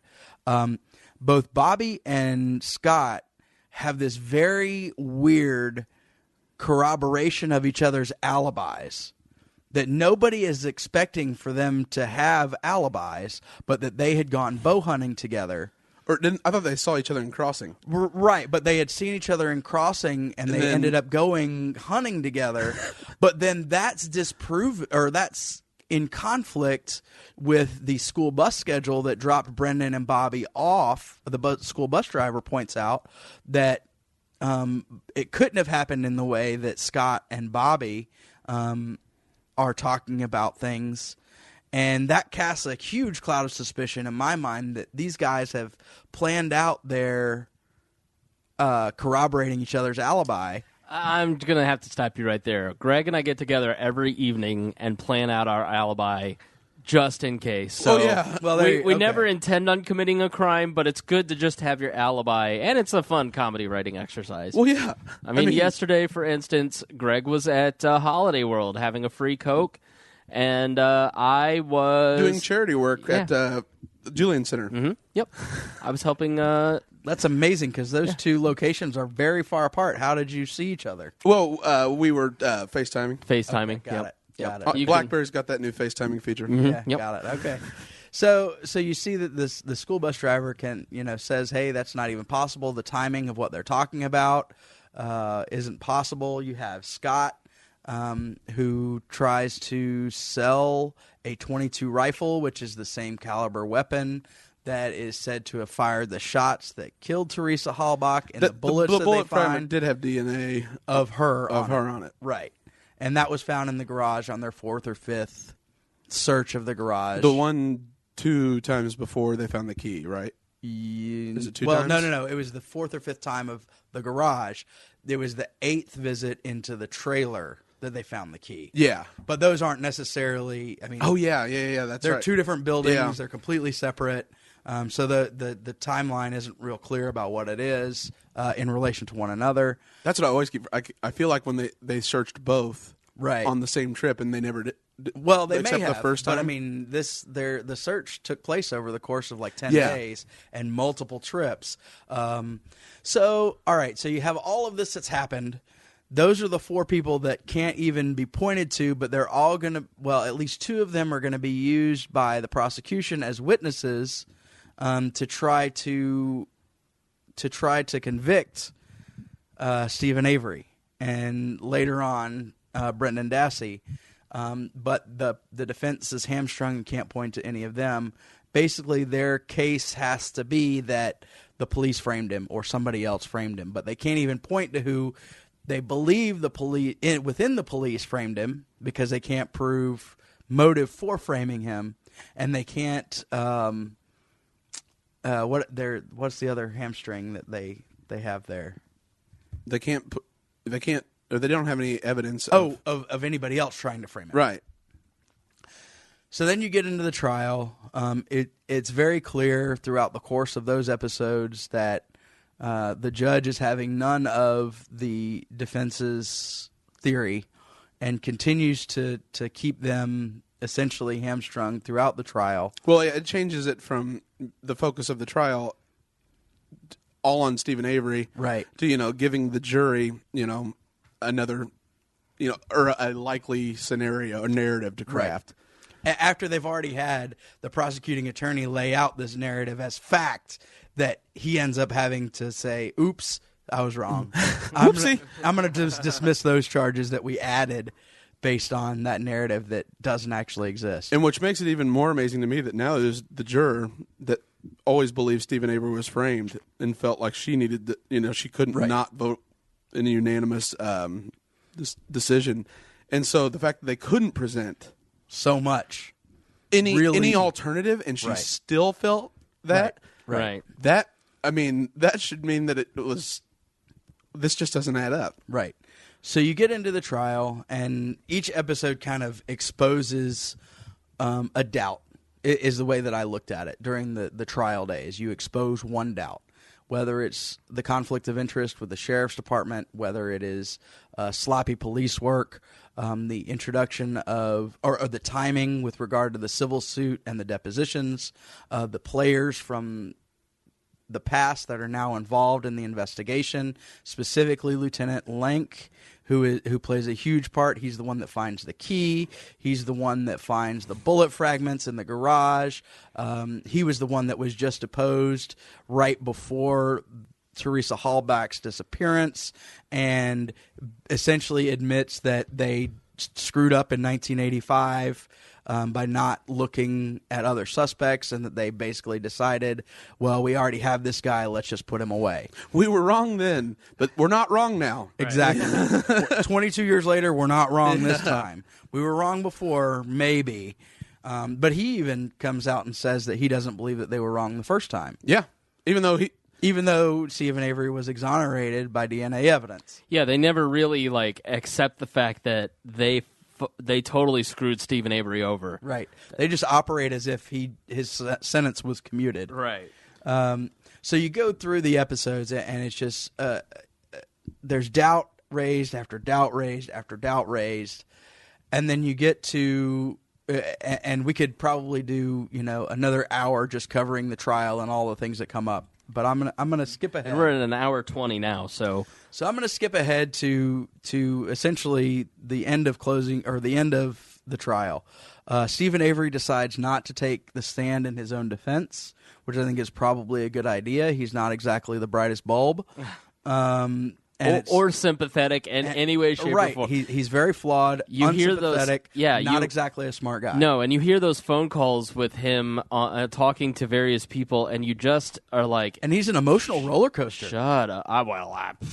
Who wouldn't be when you're going through that kind of trauma? But right. I mean, he's yelling at loved ones. He's threatening to kill himself one minute. He's, I love you the next. And, when I get out, I'm going to murder you the next. I mean, he's an emotional roller coaster. And so I think it was probably in his best interest not to. And he's desperate. Right. That's the real, I mean, he's so desperate and probably manic depressive at that point. I mean, you back anybody into a corner, they're going to just be so volatile and unpredictable and irrational. There is no, why? How could you put him on? Right. So you had some really great work by the defense in their closing arguments as they summarize everything. They just had those 3 charges that were added because of the Brendan Dassey confession tossed out right before closing arguments, or when the prosecution rests its case and doesn't prove any of those charges, presents zero evidence toward any of the charges that were added after his initial arrest. And they lay out, look, there are so many doubts. There are so many doubts. That's essentially their theme throughout the trial, throughout their closing arguments, and they are laid out very well. Yeah. They're supported. But again, they're opening the door to it being somebody else. That's all that they can do. And essentially, the prosecutor comes out and says, well, the only plausible theory is, if it's not Stephen Avery, is that the Manitowoc County Sheriff's Department finds this woman, kills her, and then frames him. And that's basically the way he says it. Or you're believing that the defense team has said, hey, wait a minute, this is what happened, that the police did it. And then he says probably one of the worst things he possibly could say, in that he said that the defense team didn't prove that Stephen Avery is innocent. And to me, I'm thinking, okay, so which part of civics class did you miss? Yeah, and it was like reasonable doubt is for the innocent. Exactly. And I'm like, no, it isn't. Right. That's not the way it goes. Right. You missed that day at lawyer school. Yeah. You missed that day in 10th grade civics. Yeah. The burden of proof in any civil trial is like 100%. In a criminal trial, it's reasonable doubt. It's majority. I mean, right. It's not a preponderance of the evidence, but it basically the way I think about it is, it's the Ron White joke about the tire tech, the Mrs. Lugnut day. Yeah. Right. He missed the day where you're presumed innocent until you're proven guilty beyond a reasonable doubt. Yeah. But the way that they treat this all along is, it's all about making somebody responsible. Yeah. And just when he said that, I said, okay, that's exactly what's happened. This is a complete farce. They're obviously doing this backwards, and he's leading people on to think that that's the way that this is supposed to go. The judge should have kicked him out of the courtroom right then. The judge is in on it. If there were blind justice as the ideal. There also should not have been a trial in that area, because one of the most telling parts of the entire documentary is when they're talking about jury selection in episode 3 or 4, and they have literally 2 people who have not heard of it, not made up their mind, don't have an opinion out of 100. And so if 98% of the people are going into the trial thinking that you did it and you're guilty, and there's not much that's going to change their mind, you're pretty much screwed. And there should have been a move to have it somewhere else. So there was a famous case here in Indianapolis with the son of a former Black Panther committed a murder, And so the trial was moved to South Bend. There are things that there was the Hovey Street murders where 7 people were killed here in Indianapolis a few years ago. Moved to South Bend. There are constantly trials situations that happen in Indianapolis where trials are held in South Bend because it's just a different media market. It's its own media market. So we're talking about a metro city of 2 million people, a county with 1 million people of jury selection. So we're talking about Calumet County, which is a neighboring county in Wisconsin, which is maybe 50,000 people. Sure. And so it's not like everybody in that same media market hasn't made up their mind or heard of Stephen Avery, blah blah blah. And I'm sure that it's not going to be much better in Madison or Green Bay or Appleton or whatever. Madison would probably have been ideal because of it's the big blue part of a rural red state, right. Like where they were, and so it would have been, they're the more activist judicial area. Did anybody ever actually mention moving the trial? Like, was that ever up for discussion? Did they touch on that? I'm pretty sure that Strang and Buting saw the value in that, and that was why it wasn't held in Manitowoc County and it was in Calumet. But I believe that, again, it was a decision by the judge that wasn't helpful to the defense. Yeah, I mean, I don't understand why it wasn't in Madison or somewhere far away from, the Green Bay media market. Right, even. Which would have been very different. Yeah. So you really just want people who haven't been exposed to it, period. Right. Right. And so one of the things that happened in the trial, in the jury selection for the trial, is 3 of the members of the jury were actually related to people who worked in the Manitowoc County Sheriff's Office. Stop it. Mm-hmm. Really? Yes. And the reason that happened is because the prosecution and the defense had already used up all of their strikes on people who had greater conflicts than that. Than being the father of one of the deputy sheriffs. Right. The father of one of the arresting officers. That's one of the things that you go into it with, and you take a look at what happened with the jury, and all of our view of that within the documentary series. Now, there's stories after the fact that I've looked at, but within the series itself, what you see all comes from a juror who, upon the end of closing arguments and about 6 hours, I think, into deliberations, has a family emergency and asked to be excused. But we get a lot of information from that excused juror. And one of the pieces of information that I thought was most interesting was that going in their very first kind of straw poll of the jury when it comes to, well, let's just take a look and see how people are feeling before we decide if we need to dive through evidence. And I think this is probably a good idea for any jury foreman, is just to get a feel for the room. And what the excused juror told us was that going in, the very first poll that they take, 7 of them say not guilty. Mm-hmm. Wow. 3 say guilty, and 2 are undecided. And that's on the biggest charge, which is the murder charge. So throughout, there's a lengthy deliberation. What I feel was probably a big reverse of 12 Angry Men by those 3. Not saying that they're the 3 that were related to people in the sheriff's department, but the 3 that were guilty from the very beginning, strong-arming the rest of the jury, knowing that they can drag it out and they can just sit there and force them to stay. And you're telling me the father of one of the deputy sheriffs isn't sitting there? Listen, folks. Right. Right. And he may be providing insight that wasn't involved, but so let me tell you about my friend, blah blah blah, and how dare they say that he is this? I know my boy. They're questioning Exactly. his character, and Yeah. and so essentially, what we hear is that there was vote trading. That was the reason that the the dismemberment of the body charge was not guilty. The charge number 2 in the trial was for Stephen Avery's trial anyway, that he was found not guilty of dismembering the body, not only because there was no evidence of it, because they couldn't even provide a real narrative of what happened from the time she was taking pictures of the van to the time that they found bone fragments in the burn pit, the burn barrel, and the quarry that's on a different piece of property. And when it was burned, right. that's in question, if it was moved. And because they didn't go in with the forensics to determine whether it had been moved from another place.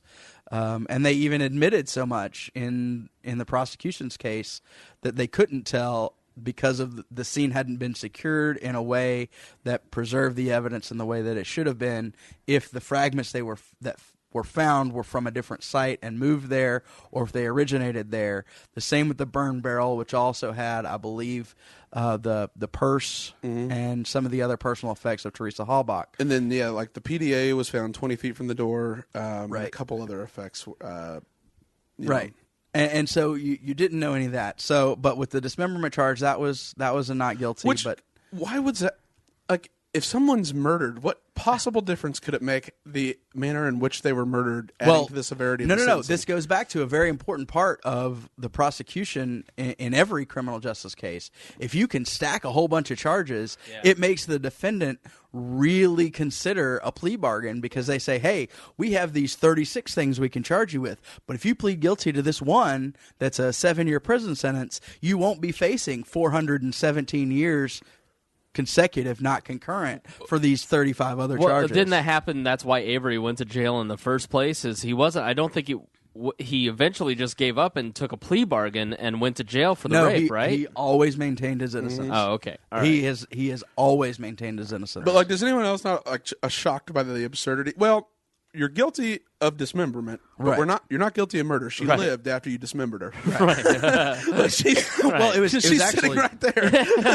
it was actually the reverse. She's sitting there, no legs, no arms. She's a people nugget. Yeah. No, but I mean, But the reverse was that they found him guilty. They found of the murder and of a felon in possession of a firearm, and they found him not guilty of the dismemberment. And so and the excused juror pointed out that was likely horse trading. And there have been stories after the fact that they traded votes to get out of the room because they knew that the felon in possession of a firearm was pretty much a done deal. It was the other two things that they felt that they could trade some things on, and they used the lesser charge, which was the dismemberment, I guess, to get the votes to make sure that they convicted on the murder, which is life without parole, which is a pretty big and pretty disgusting thing to happen, that people are trying to get out of their obligation. And I say obligation because they were participating, not because I believe that the state should be able to force you to participate in jury duty.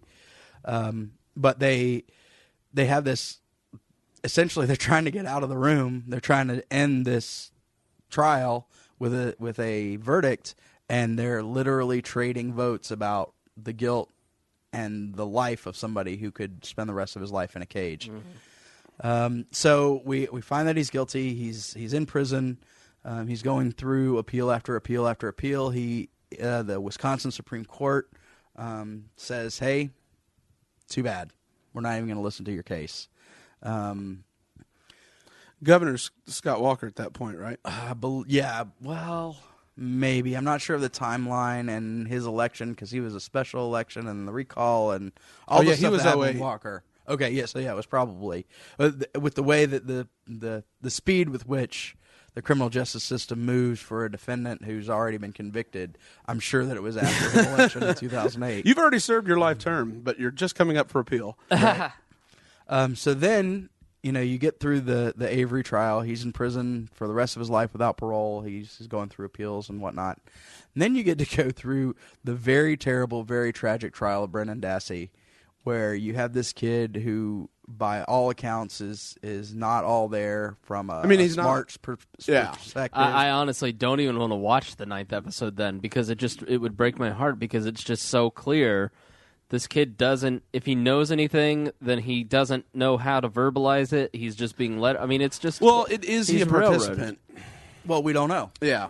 I honestly, it's so hard to see. Yeah, but I mean, you can't say this was just a manipulated kid. It's it's not like he was. And with all the alternative theories out there, he could have been a participant. Right. Just it wasn't with Steven. Right.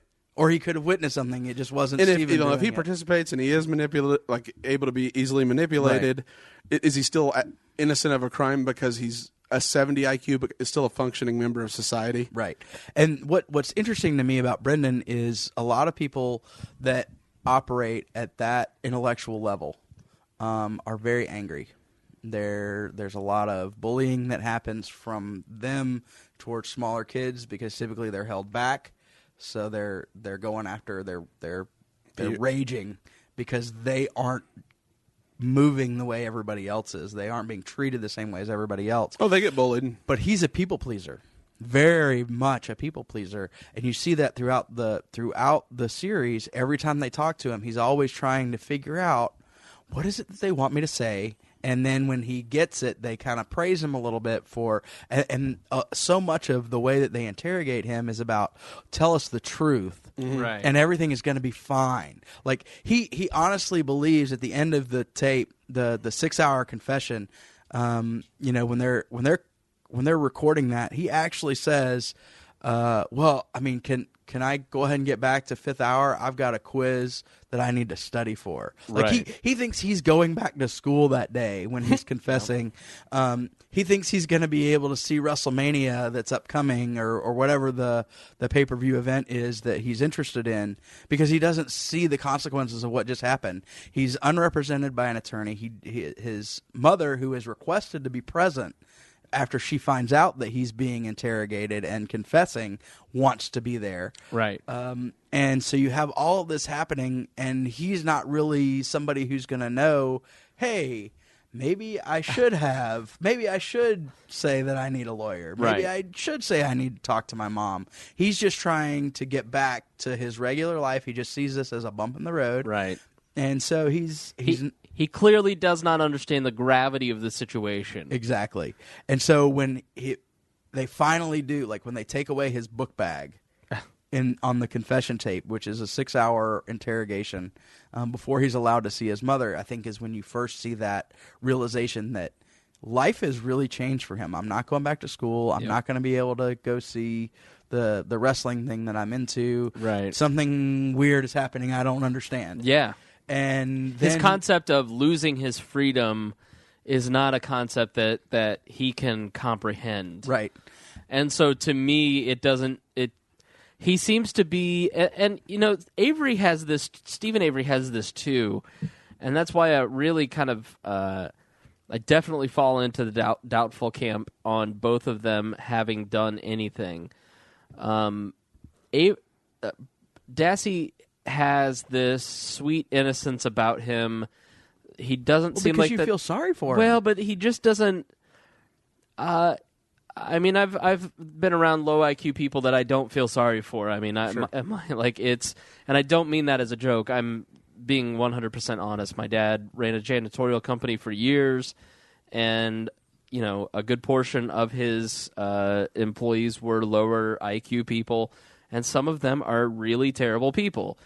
Dassey just has this sweet nature about him that is, he just doesn't seem like he's would harm a fly. I mean, he really seems like Charlie, in Flowers for Algernon. Mm-hmm. Did you read the phone transcript with his mom after the confession? Well, before we get there, And like the letter, my mom and I think you're a nice judge, and Avery, even as much as he's not likable, you just don't get the sense in hearing him talk or seeing him in the way that he is. Like, you just don't get the sense that he's capable of coming up with and executing horrific rape and murder and disposing of the body with such skill. Like, he just... And ineptitude. right? Yeah, like... this amazing skill to wipe out all genetic information and be very clean, but then have very inept things happen, like leaving the key to the car or Putting branches over it. Right. Like, that's the not sort using the right. car crusher, not burning the bodies and not burning the body entirely, not burning all of the things. I mean, there's so many things that it's like it's a cross between an amazing cleanup job. He's Hannibal and a Lecter terrible. and They're the literally, worst like criminal ever. Yeah, they literally say like a forensic scientist couldn't have cleaned up the scene of the crimes better than Stephen Avery did, and yet he's covering the car with branches. So I Instead really of using just, the car crusher that's right there. yeah. So there's just a lot in both of their characters that I just don't think jive, and I just really, prison to a kid like Dassey just doesn't seem like that is something that he could handle. I mean, he just is, he seems like a sweet kid, and I know what he is accused of and what he's serving a sentence for, but you watch it and you just don't want to believe that he's capable of any of that. Right. And one of the things, he doesn't have the legal dream team of Strang and Buting, who didn't even save Stephen Avery from going to prison for the rest of his life. Right. He has a public defender. He has a public defense team. And they didn't even have the foresight to let the jury see the last 90 minutes of the confession tape, where he talks to his mom after she's finally let into the interrogation room, Right. and tells her, "Mom, they got to me," talking about the investigators, that they had kind of led him to confess. Right. They didn't even let the jury see that. Wow. And so you have a wham bam thank you ma'am trial on this, where his cousin admits that before his statement she told Brendan all of these things about the case that she had surmised from the media. Right. But before his statement, his initial statement back in November of 2005, well before the February and March things. And it's a very quick trial, a very quick deliberation. Basically, he's, it's straight to jail until 2048 for him. Right. And unfortunately, it's a kid, like you mentioned, that you just can't see it. You can't see him doing that, and they're not taking into account a lot of the things. And interestingly enough, what he was convicted of are all three charges that Stephen Avery was charged with, but none of the added charges based on his confession. Right. So there was no rape, there was no assault charges or assault with a deadly weapon, or any of the add-on charges that they had for Avery that they had to dismiss. And so his trial goes really quick, but he's found guilty on all three counts. Right. All three counts. And then you get into what's happened since. So you go through the appeals process for Avery, the things that are happening for Brendan, and then you go into, what's happened with Strang and Buting, and they're interviewed, where Strang says probably the most depressing thing I've ever heard in that interview, where he says,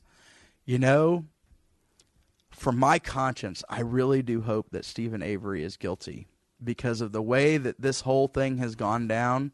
I cannot stomach the idea that he's going to be in a cage. I'm paraphrasing. He's going to be in a cage for the rest of his life for something that he didn't do. Again. It's the second time that this has happened to him. And that was so heartbreaking to see that this guy, who clearly has way more access to way more evidence than we'll ever have, firmly believes that his client is not guilty. Yep.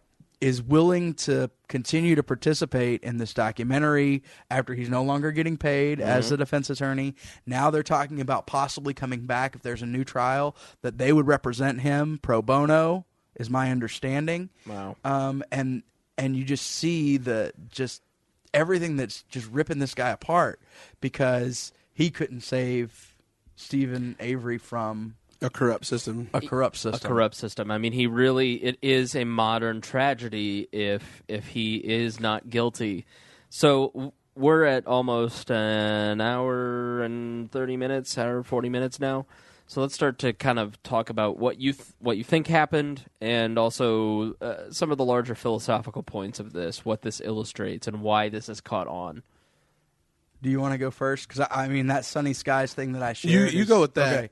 So the most plausible thing that I'm seeing based on my view of what's happened, and I've probably read 100 to 150 opinions and articles and things criticizing the documentary, things supporting the documentary, people theorizing about what they think has happened, and probably in the last day and a half or so, I have come across, thanks to a friend of mine that I play trivia with, Anthony, he sent me something that was a link to a story with a very plausible theory that kind of aligns with where I was immediately upon completing the documentary. My first thought was, okay, Brendan Dassey, not involved. Stephen Avery, probably not involved. Definitely involved, Scott Tadich and Bobby Dassey. That was my initial reaction from the time that they were on the stand in the trial to the end of the documentary series. That was where my mind went. Yeah, there's something fishy about the two of them, especially Bobby Dassey, that I really I go, I don't know. There's something about the testimony, and they're just weirdos. I don't like them. Well, there was a quote that this couldn't go any better. Right. The day that Stephen Avery is arrested, Scott Tadich says something to the effect of, "This is probably the greatest thing that's ever happened." Yeah. Wow. Okay. Don't admit that. And that's hearsay. Right. That's his that's his girlfriend at the time, his girlfriend's brother that he's talking about. Yeah. So upon researching after the documentary series, I see motive for the two Avery brothers. The two brothers that would essentially split the salvage yard 3 ways when their parents pass on. That's not even a possibility now because the parents have sold essentially everything to fund Stephen's defense and the subsequent appeals and all of the legal fees and everything that's gone into it. But I did see motive for the two brothers to have possibly been involved. They had a checkered past. I would have liked to have seen some investigation in that regard. I had issues with the fact that nobody paid attention to the ex-boyfriend. Nobody paid attention to the roommate. And even the brother was just so he was spiking the football when it came to the trial of Stephen Avery. He just seemed to be too happy. Now, none of that to me says, hey, these are the guys that did it. The suspicious thing for me came down to the Scott Tadich and Bobby Dassey aspect of things with the quote, what he said when Stephen Avery was arrested, the fact that they corroborated each other's alibis with no real reason to, and then that was essentially proven false based on the testimony of the school bus driver who took Bobby Dassey home that day, right? And said that the timeline didn't match. It also, there was a point in time where on the day of that they started the search, I believe, the day they started the search for the Avery property, Scott Tadich left work early, right, in a very hurried, emotional state. I got to get out of here. Something big is happening. I got to go. There's also him trying to sell a .22 caliber rifle to a coworker. That was the same caliber of bullet that was found in the garage with Teresa Halbach's DNA on it. And then that same day, Charles Avery is on a golf cart going around shooting rabbits, which he would shoot with a .22. Right. But you can. How would these two geniuses get away with such? I mean, would they have not murdered her in the garage? Would they have done it somewhere else? Well, that's what I'm thinking. Is it's done off site, right? And I believe that her vehicle may have been used to transport her. That's the blood stains that we never saw tested. It kind of explains the burned bone fragments and stuff they found in the quarry. They were clearly experienced hunters. They could have easily gone into the woods somewhere where nobody saw, and they could have done all sorts of terrible things to her. And the remains are traced to not just one pit, like it's in a barrel, like so. And so you have the possibility that the body was burned in the quarry. It was carried back to the Avery property in the burn barrel, where they have access, and they have access to all of this. Right? They'd already been out hunting with a .22. They had already been out hunting. Although it was, they said bow hunting, though, that they do. Yeah, Charles would be the one out with a .22. Right. So, I mean, there's a lot of things that could possibly happen, but the most plausible thing, and I'll make sure to share with you the theory that I think is probably most likely, and it's an amazing coincidence, is that it's Tadich and Bobby Dassey were in my mind probably the most likely ones to have killed Teresa Halbach.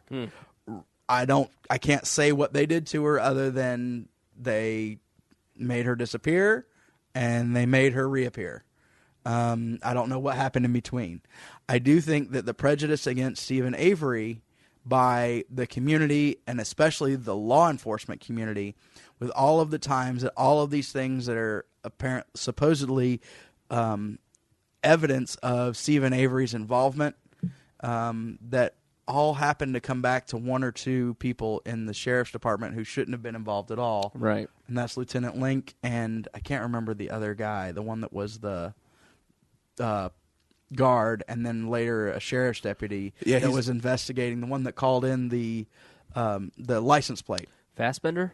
No, that was a special investigator. Guillermo, or didn't it start with a G? Yeah, probably. I'd have to look. So that it was Gomez, Breaking Bad. He made an appearance.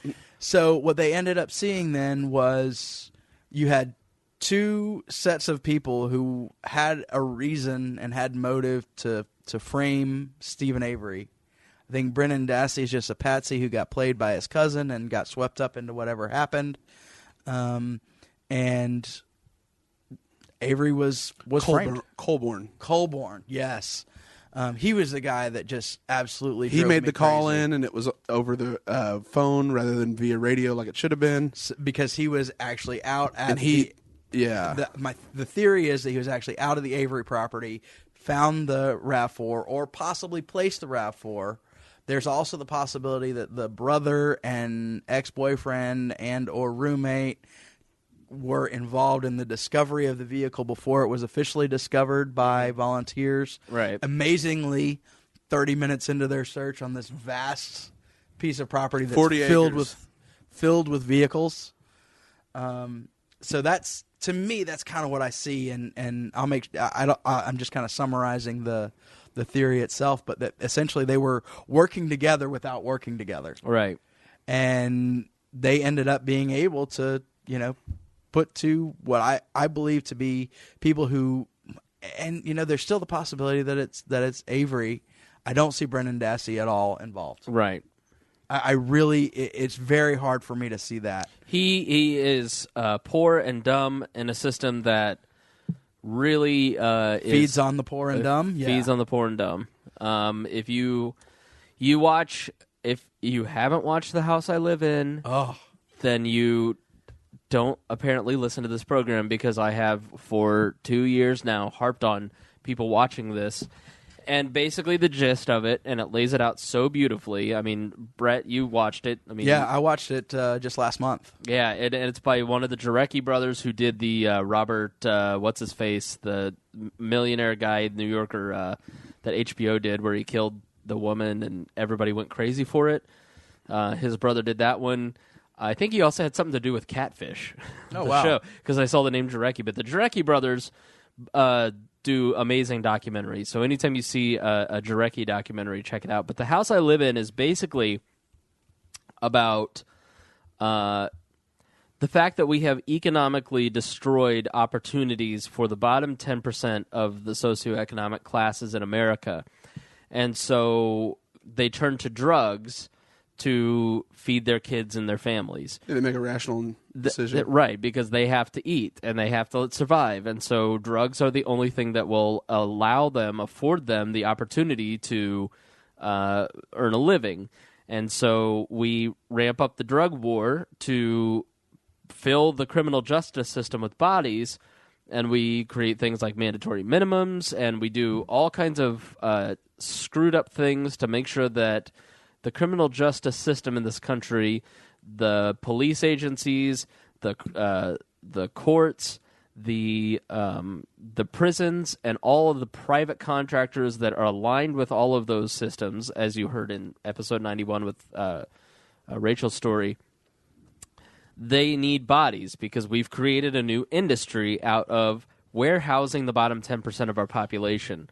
So to maintain enough bodies to feed this industry, we have villainized anyone who uses drugs, anyone who sells drugs, anyone who is involved in drugs in any way. It's John Wayne. It's the tyranny of the binary. It's good or bad. If you use drugs, you're bad. You should go to jail. You should go to prison. We should throw the book at them. And they make the case that the media is following lockstep with government policy in the way that Nazis that the German people, the German media, did with Jews and the Nazis. So it is just a really fascinating look at the entire criminal justice system, the drug war, and what it's like to be in that bottom 10% of the socioeconomic ladder in this country. And Brendan Dassey illustrates that. This documentary goes hand in hand with Making a Murderer, because Brendan Dassey is somebody who couldn't afford a lawyer, who isn't smart enough to figure out that he needs a lawyer, has no idea what's going on with him, and just gets railroaded right into a long-term prison sentence because the local government needs a scapegoat.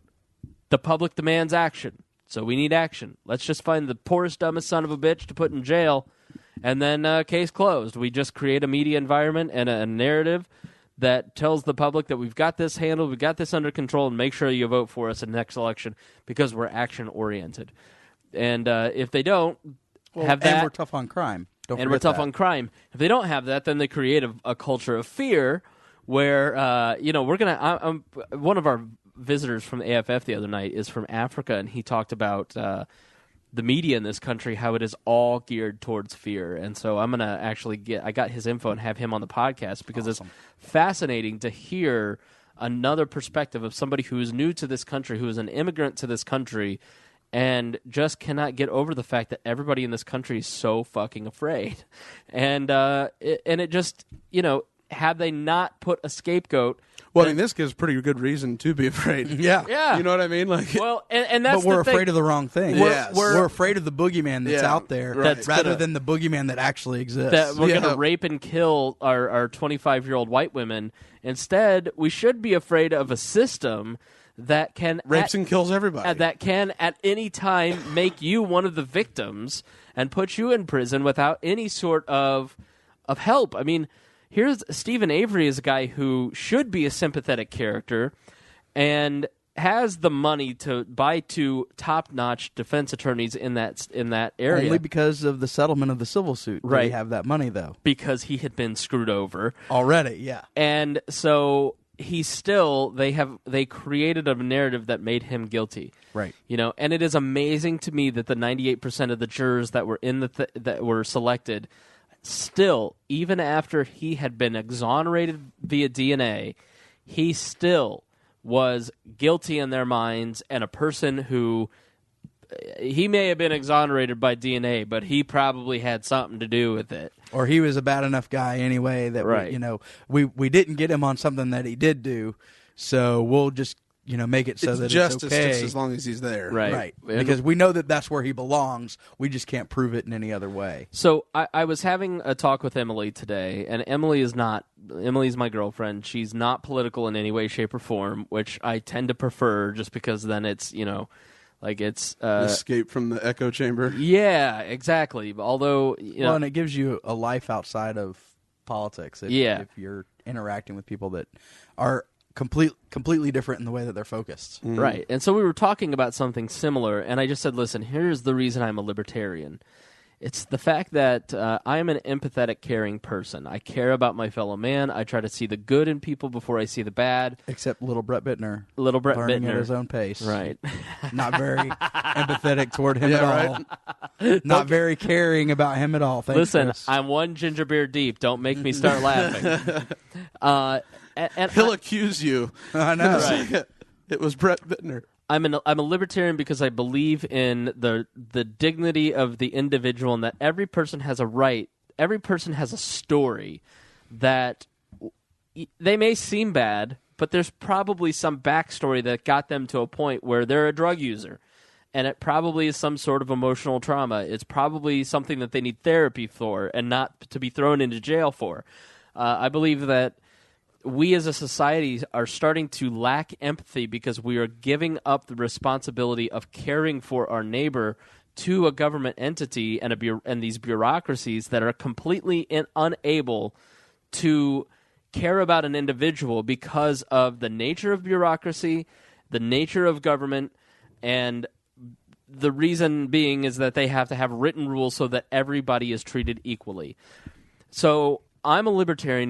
The reason I'm a libertarian is because I believe that the society that I want to live in is that deep down people are empathetic when exposed to hardship, when people are open, when people are vulnerable, when they hear of somebody in trouble, they run towards it.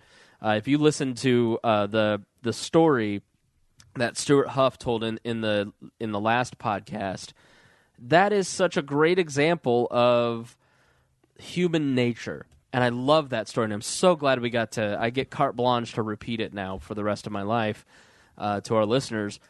People run towards a car crash without thinking about whether that person is gay, straight, black, white, Jewish, Christian, whatever.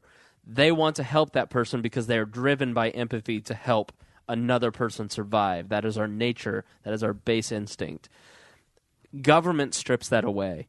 Government then says to us as individuals, we don't need to worry about another person's humanity. We don't need to worry about justice for another person. We've outsourced that to the government.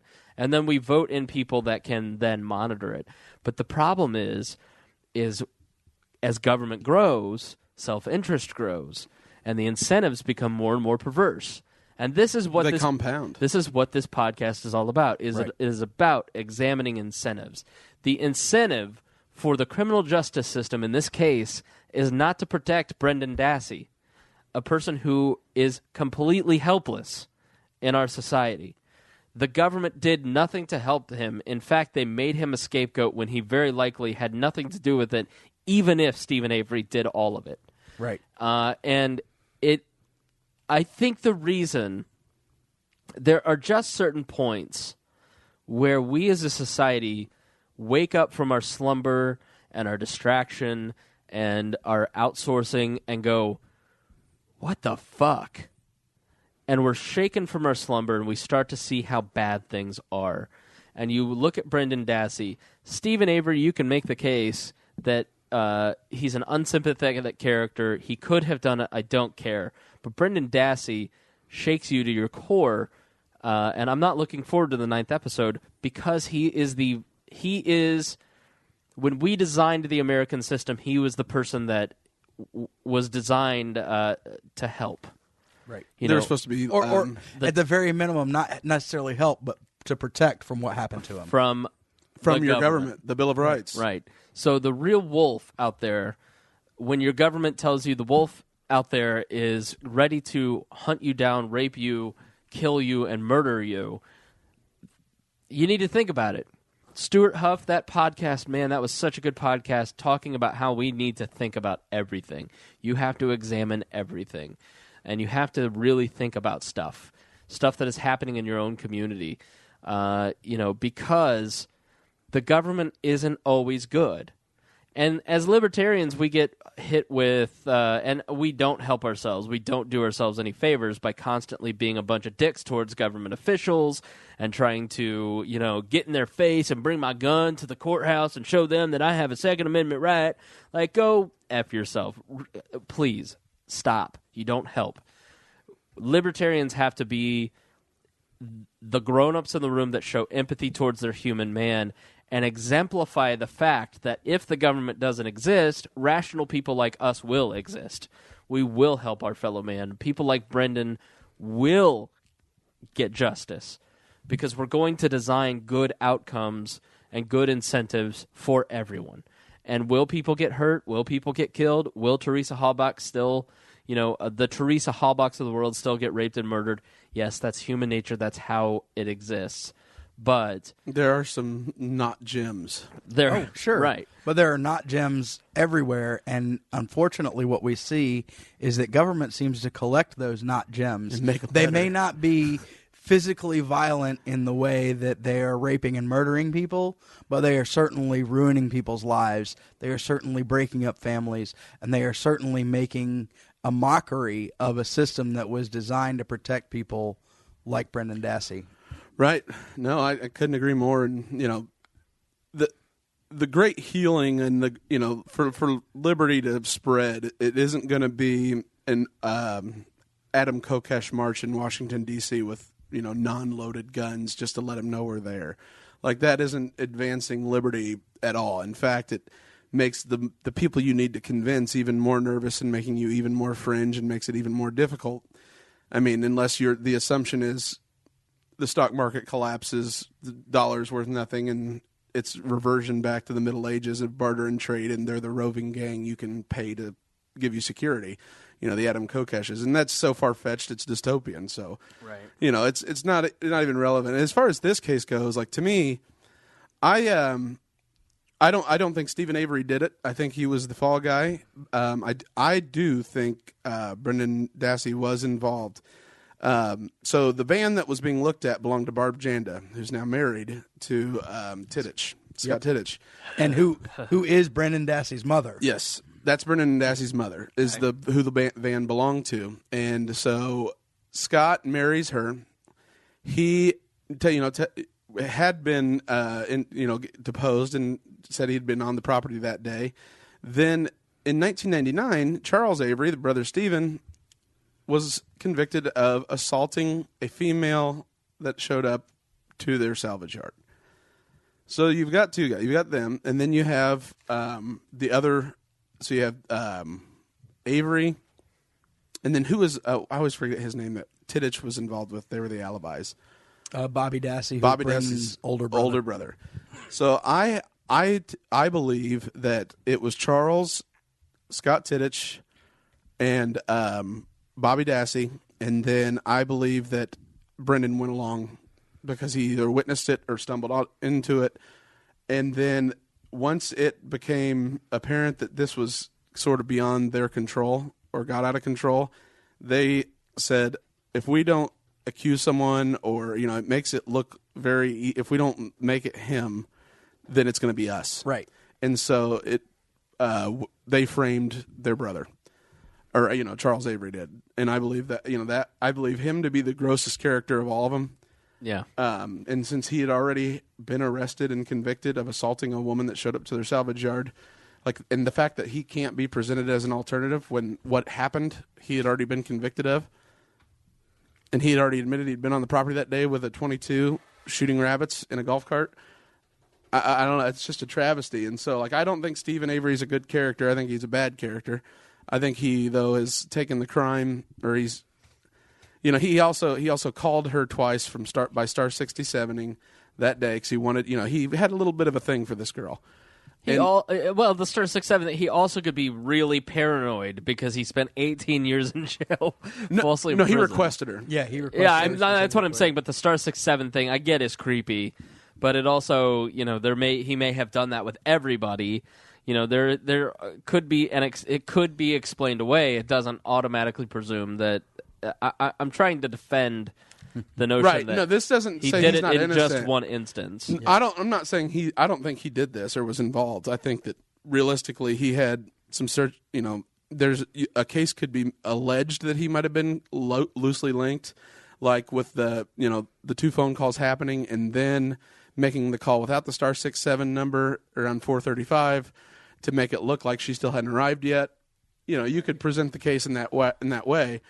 But, realistically, I think this guy got set up by his own family when things got out of control.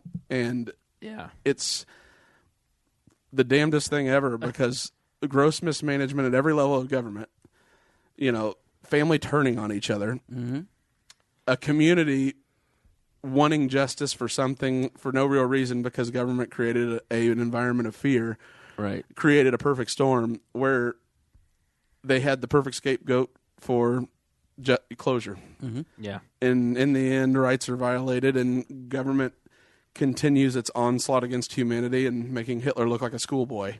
If you ever want to talk about real crimes against humanity, the Holocaust is nothing compared to what governments have done.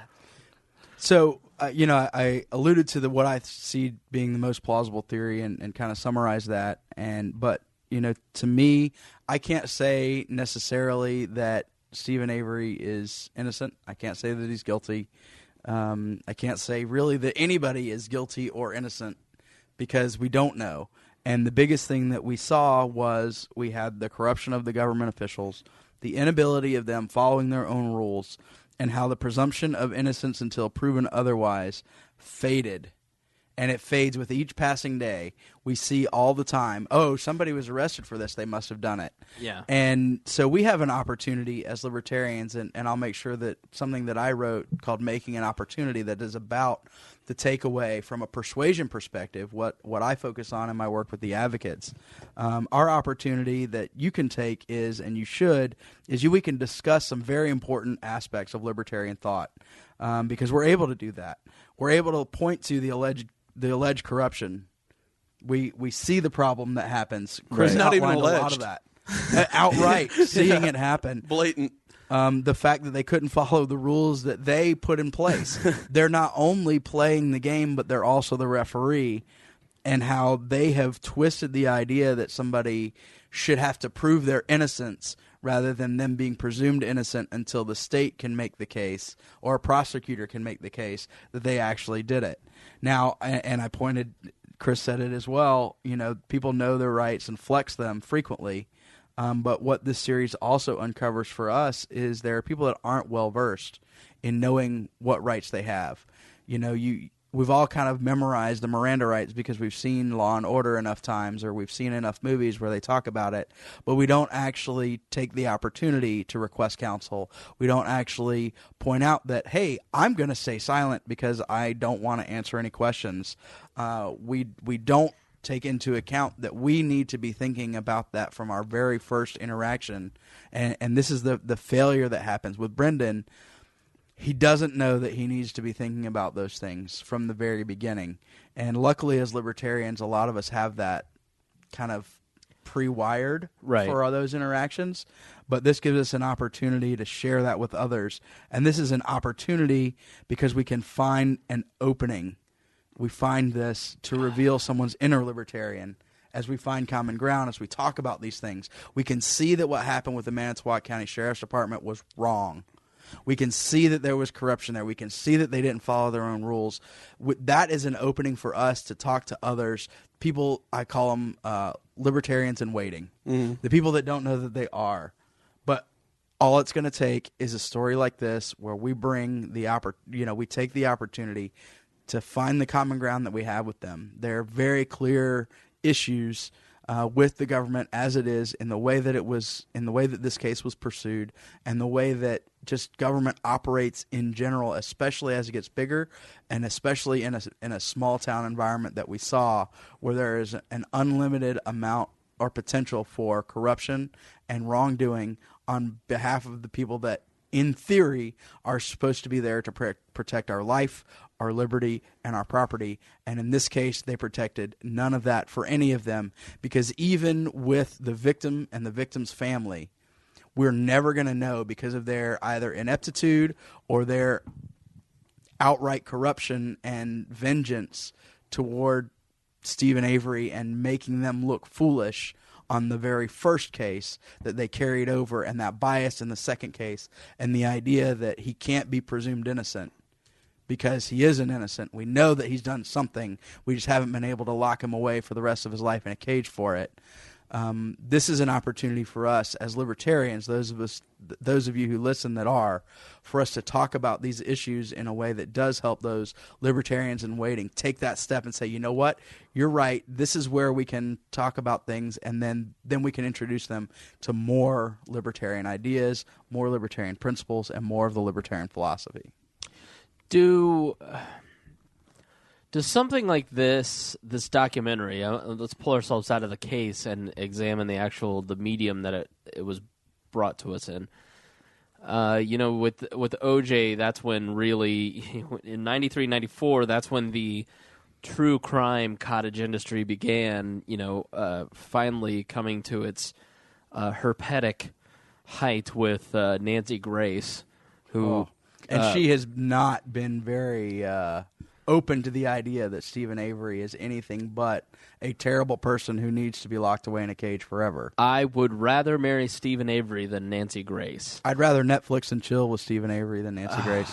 And Nancy Grace, I mean, listen, Vladimir Putin is Kim Jong-un, like, they're bad dudes, but Nancy Grace But is they're rational. Is the worst fucking person on the planet. So you had 93, you had Joey Buttafuoco, you had Nancy Kerrigan, you had O.J. Simpson, and so it blossomed into this true crime thing where Judge Judy. We somehow now, I get push notifications on my phone from local news stations saying, hey, there was a shooting here, or we just captured a guy that committed a murder 3 weeks ago. It's like, none of that is meaningful to me in any way, shape, or form. It doesn't, true crime You allegedly, or you caught a guy that allegedly committed a murder. Right. But you're seeing allegedly and suspected. Those modifiers are disappearing from the conversations that we're having. It's not linkbait. And sadly, they're also disappearing from the coverage of criminal activity and supposed criminal activity. So here's what I'd like to ask you a question. Obviously, the documentary is good because it brings to light small-town corruption. It brings to light the problems with our criminal justice system.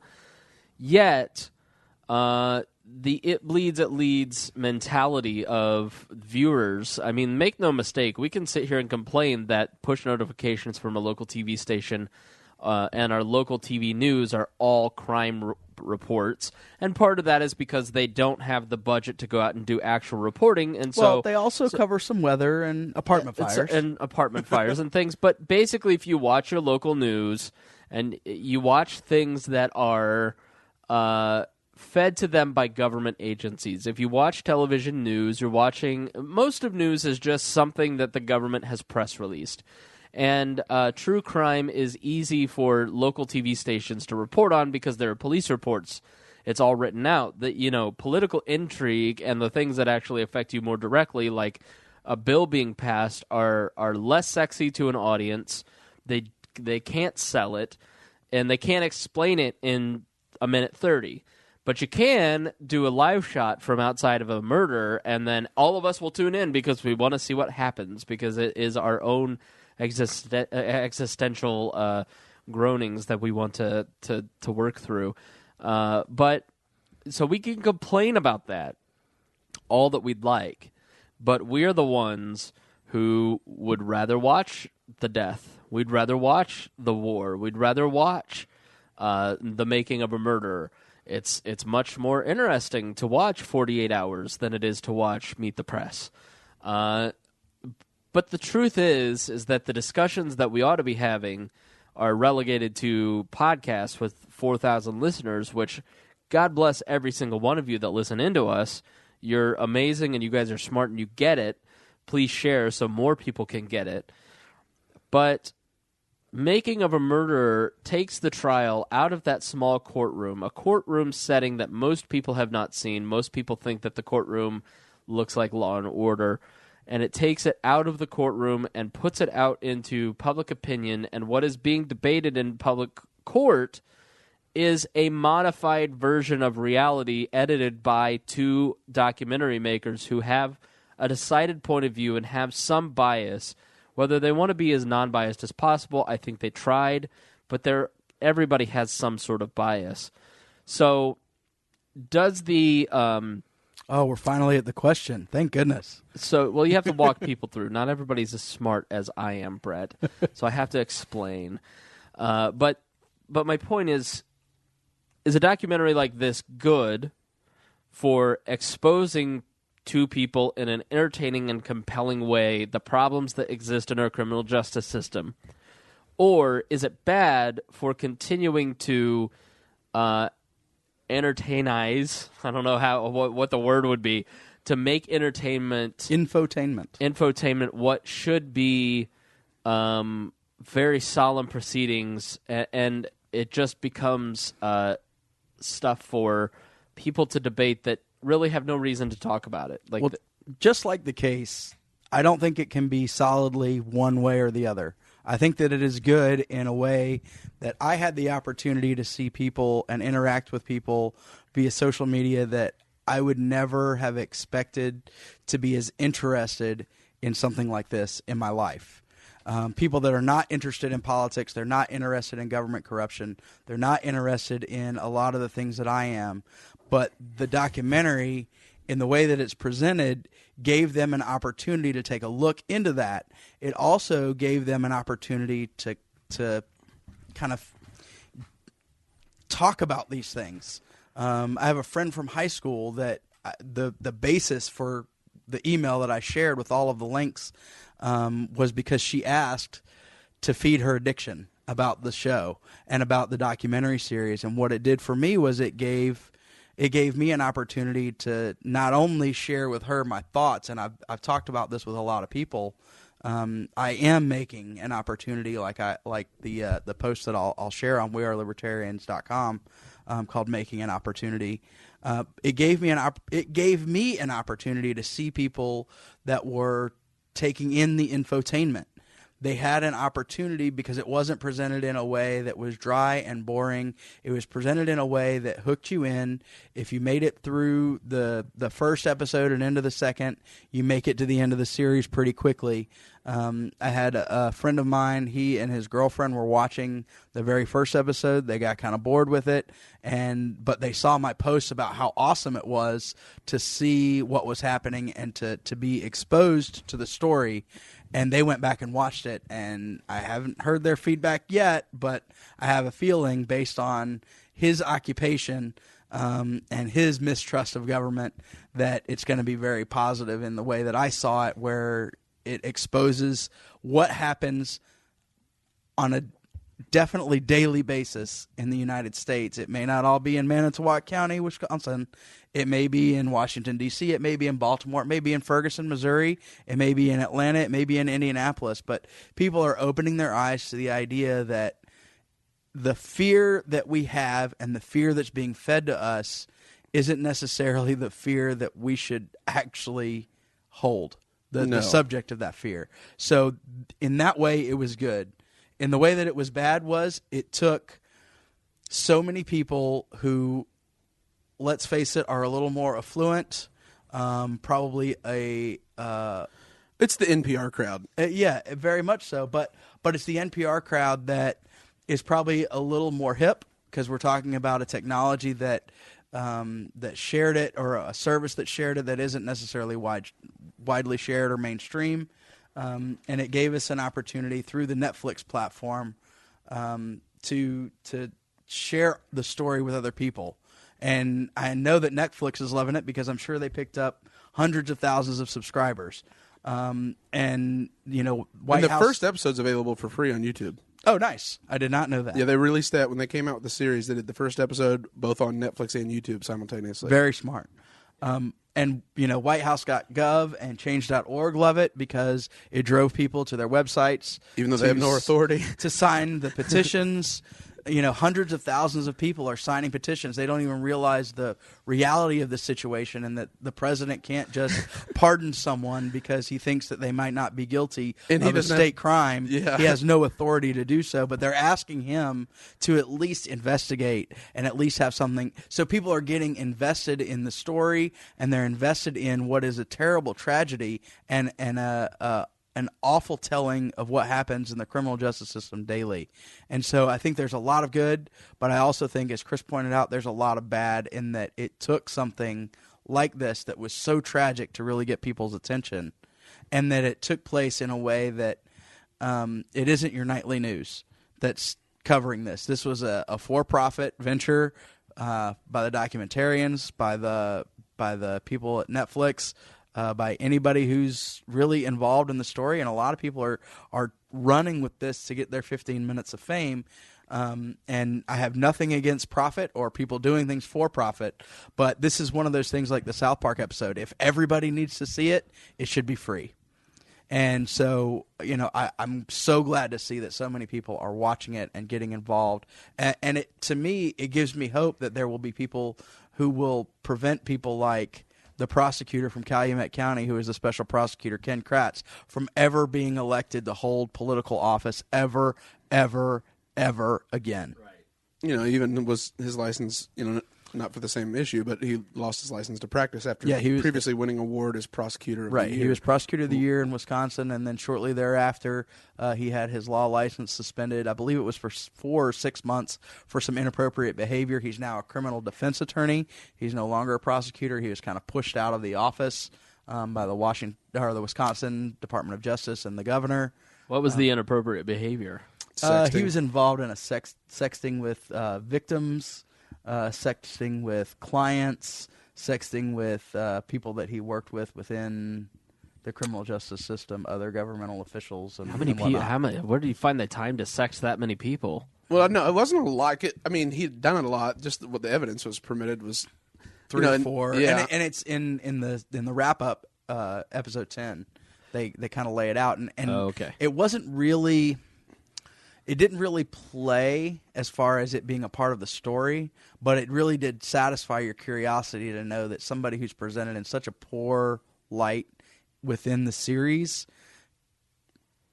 and it's kind of perverse in this way because we complained and pointed to it throughout the entire discussion about the trial about Stephen Avery, but he didn't get in trouble for what happened in the trial, but he got in trouble eventually. Yeah. And so we feel that satisfaction. Oh, thank goodness somebody pointed out that this guy is a bad guy. May not have been. And then we're acting just like the people who say, "Well, he did something, so he should belong in jail."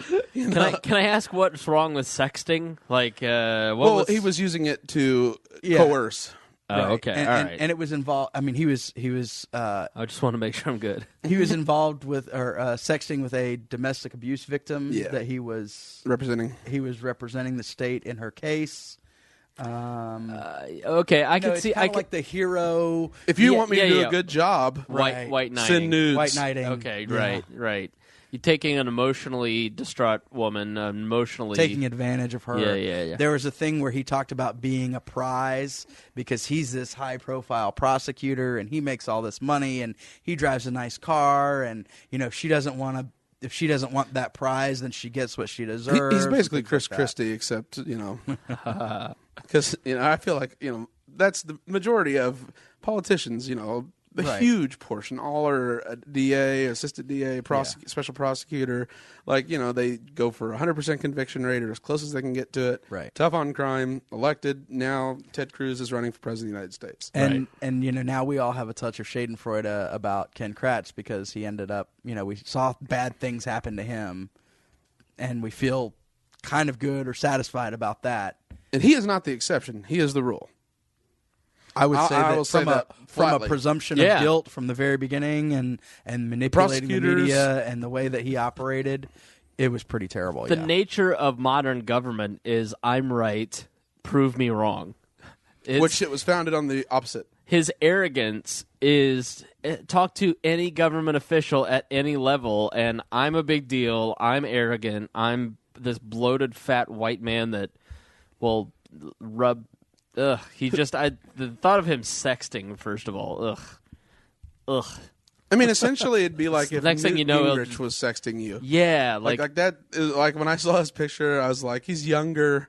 Granted, he was younger when this all took place, but it's like nobody wants that sexed. Next thing you know, you're like laying in bed with his big fat white body and his girlfriend's rubbing. How'd we go down this rabbit hole? Oatmeal cream pies all over his face. So, that's an image I'll never get out of my mind. Thank you, Chris. That was amazing. The takeaway is, though, like I'm suspect if this has lasting power or staying power, although I've been so amazed at the number of individuals that, like Brett talked about, are, people that I would identify as just Starbucks apathetic. drinking Friends watchers, that's their orientation towards their. They get super downtime. stoked about American Idol. Yes, they love it. They can't wait, or The Bachelor, and yet all of a sudden it was I just binge watched Making of a Murderer, and I'm like in a day and a half, and I'm like, wait a second, what? My BF and I, we just sat and solved some crimes. Well, that is one thing too, and that's I finished half a bottle of wine and we solved a crime together. Yeah, but no, they did. But like the important thing too is I don't want the focus of the government sucks to get lost into the what's happened like on Reddit and so many conversations and forums. Who done it? Right. You know, and then I'm less then it focused loses its on- impact. Yeah, and while my research may have been about finding a plausible theory and learning more about the That's case, the human nature element of right? I want closure because Yeah. I wasn't satisfied by what was presented, and so I went out and created, you know, essentially an email that I sent out to anybody that asked. I even put a call out on Facebook and said, hey, if you've seen Making a Murderer and you want more, you want to see the best of what I found since I finished the documentary, just let me know, and I'll shoot you an email that has, you know, the top. It started off as, I think, 12, and then it's grown now to about 25 of the top stories or opinions or theories or whatever it is about what happened. Do you want to give that out? Do you want people to email you? I would or be. how about this? How about if I do an accompanying post At There the you end go. of your Yep. at the end of my Making an Opportunity Okay. post that goes into the research, or we could even do it on the podcast episode itself if you'd rather. Let's do it in a separate post. If you go to We Are Libertarians, I'm actually going to post this tonight. So we're recording this the day that it's posted, so it's January 23rd. January 23rd. So what day might you be posting? I can probably do it tomorrow, the 24th. All right, It's so- and it'll literally just be a list of links because I don't have the time to go through and title them all. And No, that's stuff, cool. but- January 24th, 2016 is when you can hit wearelibertarians.com and check that out. And we also have the kind of prosecutor's version of the documentary coming up. It's either Friday or Saturday, the 29th or 30th. I don't remember which, but it's on one of the Discovery networks. Yeah. So if you've seen the series, you're interested enough to see, quote unquote, the other side that Discovery, one of the Discovery channels, is producing. It's the 29th or 30th. I don't know the time, don't know what it's called, but it should be pretty easy for you to seek out on the internet to find out what it is, or to find it in your. Does anybody get TV Guide? Is that even still a thing? I don't know. I I'm mean, sure I there's a have- website. I have the guide on TV and I have the internet, so I don't really. Yeah, I'm sure it's bother all with stuff like digital, that. and I bet there's a TV Guide app. I'm sure there is. Oh, there is. Yeah, the app is good. I like that. So Okay. yeah, so if you still need, like my friend Amanda said, if you still need to feed your addiction, it's coming. There's still more happening, and you don't have to watch Nancy Grace to get it. Yeah, Yeah, and don't do that. you know, if you are feeding your addiction, you know, this isn't like just like that prosecutor being a dickhead. Isn't the exception? That's the rule. And Right. This scenario isn't the exception. It's the rule. This is what's happening all over the country. You never know what makes a case take off and become a viral sensation and a media hit. Well, and Yeah. this case should have been something from the very beginning that was a viral sensation and a media hit, and it wasn't. It took two filmmakers from New York getting intrigued by his arrest and spending the next 10 years building a project around it that really got people talking about something that happened. I'd never heard of any of this before. No. And then, boom, somebody's talking about Making a Murderer on Facebook, and I started watching the documentary series within a day. I think we're really going to start getting to a patron society again, where art is now created at the hand of a patron, and so the success of Making of a Murderer and Serial will now start getting people saying, "Listen, spend the next 10 years doing some piece of documentary or journalistic work, and then we'll monetize it at the end." I mean, because certain things are always going to be popular. True crime's always going to be popular. Well, for and we're instance. even seeing that now on the Serial series American Crime on ABC. And that's especially a big story for this season of American Crime because it's a story that happened in the metropolitan Indianapolis area. I don't know the history of it because I wasn't around at the time, but it's a dramatization of a big an assault that takes place at a high school, a very well-to-do private school here in the Indianapolis area. I think it was actually in Carmel. Park Tudor. Possibly. Not in there. I don't remember exactly, but I'm stoked by the idea. I really enjoyed the first season, which was set in Modesto. It was a completely different story. They brought back essentially the whole cast. They've added Andre Benjamin from Outkast and a couple that's new interesting. folks to tell the story again. It has Felicity Huffman. I don't remember the guy. It's got Regina King. It's a fantastic story, and we're seeing that they're dramatizing kind of a real life story and presenting it in a way that is very fascinating, and in a serialized, probably 10 or 12 episode season for American Crime. And then next season they'll do something completely different, but still use the same cast. When does that start? It started a couple weeks ago on ABC. Oh, okay. There are I'll get two on the Hulu. episodes that They capitalized quickly and. Well, I mean, this was around last Yeah. January. So January 2015, they started the first story about But like with True Detective. True Detective on HBO being kind of the first. I mean, it's created a whole new genre, Right. and then all the other, That it was American Horror Story that really kind of started the serialized, Yeah. every season something different, but sort of around the same cast. Yeah. Which it's not a new idea. It's just sort of something that hasn't been popular in recent years. And True Detective ditched the same cast thing. Oh, They're yeah. bringing new people every time. It's a different story and new people. Yeah. American Horror Story and American Crime, though, are kind of recycling the same actors. Oh yeah, I in just different that it, roles. like even the True Detective even inspired some theories on this. Yeah. know, Oh, so yeah. its influence is deep in running through society. Like for me, this isn't something like I hate cop shows so much or anything related to the legal system because one, I already hate police, and I don't subscribe to there are some good ones. Like no, I don't. Like they're the exception, and I'll give them a free pass if I meet them and they're not a douche. Like, but that's the only time. And I feel the same way about prosecuting attorneys. So it's hard for me until Brett suggested. I was like, all right, if Brett's talking about it, it's worth it. Yeah. There are very few people I actually say.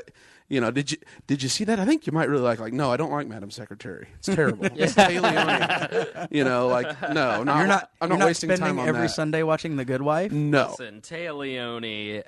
I don't know. She was fantastic in Bad Boys. Well, I mean, yeah. I don't mean it as a criticism against her. I mean, like, if it's on, seen her work in Family Man? yeah, You bad man. like for me, if it's on one of the major networks, then it's not. That's my litmus test. It's not worth watching. They haven't hired a good writer on any of those networks in years. Well, I do suggest American Crime, especially for the localized aspect of it. Yeah, I mean, Because that'll pique my curiosity. And, and also, I'll want to watch it to follow this. But, I look at this and I say, well,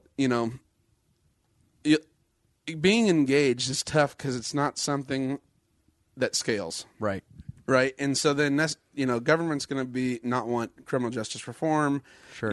All these things, and so I think about what the incentives are all aligned to perpetuate and grow and create all these atrocities. Like what can be done in this scenario? Like in an ideal world for me in a justice system, we're not going to start at ground zero and get rid of all the laws, but Right. what you could do is make it where if a prosecuting attorney tries to prohibit evidence being contributed in an appeals court decision that is found as them trying to manipulate what evidence is admitted or the judge too, they have to serve, say, half of what this prison sentence was for the wrongful conviction. Well, the issue that we see in that is that there's immunity for these prosecutors. Oh, yeah. And they have no disincentive. They have no stick in a carrot and stick scenario. Everything for them is carrot because they can only do good. Right. There's no repercussions if they perform a miscarriage of justice. Mm-hmm. Which seems to be, since most of the laws they're enforcing aren't laws that should be on the books, like they're Right. really just agents of miscarriage of you go. laws. And I look at, I just think, man, what can we politically do? Because we'll never get anything done where it's, like ideally juries are only, or I would say get rid of prosecutors being allowed to have any people to remove from the jury. Maybe, because I don't think that's so far out of the realm you couldn't do that. And I think that would assist. Then it's only the defense attorneys that get to pick who they don't want on it. Completely remove prosecuting attorneys' ability to, when there's a random jury picked, only the defense gets to remove. Right now, I believe the prosecution gets more strikes than the defense does. Generally speaking. Yeah, I'll I have see to what ask you're saying. some of my Because attorney friends about that. It doesn't have to be exactly that format, but Right. make it skewed since it's innocence and that tide has changed. I think you do, though, have to set a couple standards. Like you wouldn't want, a defendant's mother to be on the jury because the prosecution couldn't strike them. Oh, no, absolutely. No, yeah. So I think you'd have to set a standard. Yeah, you'd have to say... If we're working within our current framework... Yeah.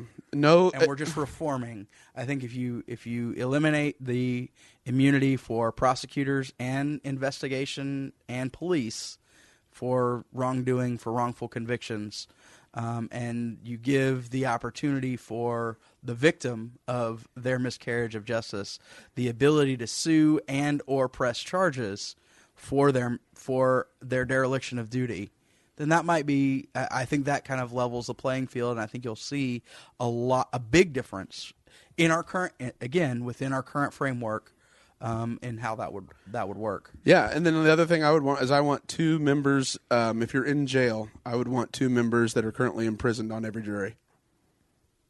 Wow. That's interesting.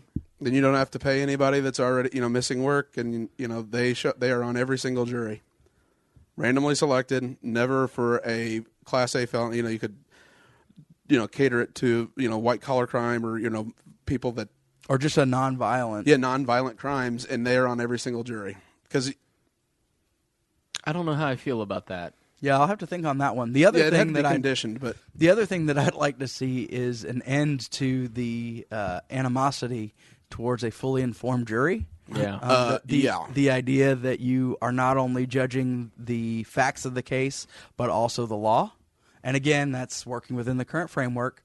But I think, some of the work that the Fully Informed Jury Association does, you can find out more about them at fija.org, fija.org, where they talk about jury nullification and how that is something that as individuals we can help to nullify some of the bad laws that we have in serving on a jury and pointing out that, hey, it isn't just the facts of the case. We can also judge whether the law should be applied, or, whether prosecution on this particular law should be applied. They have carte blanche. Like, it's a line item veto for juries. Right. But the problem is that so few people know about it. I've actually seen people intimidated who were handing out flyers. Arrested. Outside of... Yes, they were detained, they were intimidated and told never to do it again. We know the story of Julian Hecklin, who's probably the most famous Fully Informed Jury Association pamphleteer. He, I believe, is still in Israel, having fled after being charged in what was essentially a jury tampering. Yeah, I was going to say that would be the charge. For violating his First Amendment rights to share. That they can be a fully informed juror and that they can nullify a law. But there's such a hatred toward that from within the system. And unfortunately... Yeah, no doubt. Right. And of course, we're talking about... Are you telling me they're just guidelines? If the Supreme Court can do it to my Constitution, then I can do it to their bullshit laws. I mean, frankly, I could kick Scalia's ass in a fight. I'm not scared of him. Fuck you. I don't care if you're RGB. Yeah. I'll fuck you up, dog. That's how you really... This is how things are settled in the South. I didn't know James Deese came in here. Yeah, this is how you settle things in the South, is you challenge the prosecutor to a duel. Right. 10 steps, turn and fire, and that's an option, or you can have the trial. You can do it right on demand. Everybody has a gun in the South, right, Brett? Yeah, sure. Not on it. So you let me have fully informed juries or I'm going to burn your whole town down. All right, Bullet kids. Again. We need to wrap up. This is almost a 3-hour episode once I edit it together. Well, yeah, you guys got here at what, 3? I was here at 2:30, but you weren't. Yeah, I know. I was late to my own house again. I knew that he was going to be late to his own house and pulled up right after he did at about 2:40. And he helped me carry in my library. Oh, you did. You got rid of all your books, but then you just raided the library. Yeah.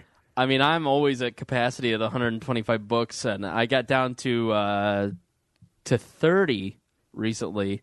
But for the last year, I've had just a ton of books checked out, and I'm just doing various. I get obsessed on a certain subject, and I go to the library, and I check out books, and I look through them, and I read certain parts, and it satisfies my need to go out. Like I used to go out and buy books, and I'd go book shopping, and spend ridiculous amount of monies on a library. Now I just go to the library and listen. Call me a statist if you want. Statist. You paid for it. I paid for that shit. So I'll check and But did you pay for the roads to get there? I did. All right. I'll tell you. I mean, I took 3 trips. It takes a lot of work to get 100 books checked out of the library in a single day. And then I You know, redistributed. in certain circles, they'd call that hoarding. Oh yeah, but then I recirculate from the central library where all the books are down to the Southport branch, and so then they stay there. You redistributed knowledge. And so then, and I'll get online and I'll order a bunch of books down to the Southport branch, pick it up, check them back in, then I can go get them anytime I want. He's a sustainable book hoarder. Listen, I have a whole system on library books. Everybody's got to have weird quirks every once in a while. And That's the good kind of exploiting addiction. the loophole. right. So That's the good kind of addiction. You know how much I learn by like going through and just like looking through books. I mean, I don't sit down and read a whole clearly book. you're going to learn how to make memes from a book. The Complete Idiot's Guides to Memes. Yep, I'm it's adding true. S's to everything today. All right, kids. Final thoughts for the episode. Brett Bittner. Oh gosh, watch the series if you haven't. If you made it through this whole thing and you haven't watched it, I'm sorry for everything that we spoiled. If you did watch it, please do take an opportunity to look at the post where I just list the links of all the top articles and opinions and theories and all of that stuff in the upcoming post. And take an opportunity to check out Making an Opportunity, which will also be a post on wearelibertarians.com, probably on Sunday the 24th, just for me to carry it over and syndicate it there as well. If you guys want to get in contact with me, find me on Twitter. I am Brett Bittner, BrettBittner. Same thing on Instagram. If you want to reach me on Facebook, find me at facebook.com/BittnerForLiberty. And actually, the last time I was on, I had somebody who contacted me via email, and it was an email address that I was kind of surprised that came through.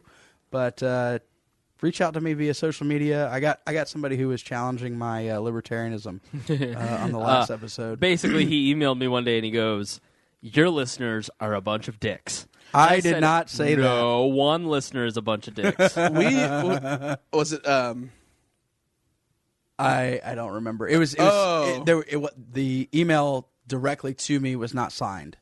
It was so I had to go by header information and replies after the fact, and we've since discussed the issues that he took, and I think we're on a better footing now. Oh yeah. All right, Yeah. Greg. I just want to thank Brett because you did a masterful job of setting this all up and going over everything comprehensively. And I know Chris or I hadn't completed it yet, and sorry for anything I left out. No, and wouldn't have done it nearly as well, I would imagine, because that was a very excellent job. So thank you. Thanks for being a nerd. Hey, I'm just doing it at my own pace, man. Very good, very good. But yeah, other than that, if you are, you're surely going to encounter this in your social situations and all listeners and everything. And, don't steer the conversation towards what the government did wrong. But, maybe plant seeds of doubt by, man, isn't it scary that could happen to us? And take a look at some of the recommendations, like the American crime thing and some of the other things that we're looking at that will help you showcase the libertarianism in pop culture. Yeah, and use it effectively. Use it as the tool that it is, and don't. Obviously, the conversation is going to want to trend towards whodunit, but realistically, when you can throw in shots about, man, I know that's it's terrible for the girl that God, the justice system designed to protect her. One, where are the police? I thought the cops are there to protect us. Where were they in this scenario? Well, that's why we don't need our own guns, right? Yeah, right. The cops they should have been out there protecting her. And then two, God, she gets killed. They don't even know who did it. They just want it to be done, and that could be any of us with the cast in the right light. Yep. Any day, it will all be thrown into prison.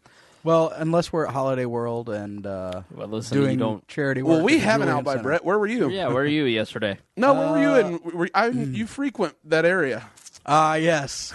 The Irvington area at Black Acre Brewing on a Friday night. Yeah, no. I didn't see that. I did not see that. You weren't sitting just to my left. I did not recall that at all. All right, thanks for joining us here on this episode. And as always, we promise To do better next time.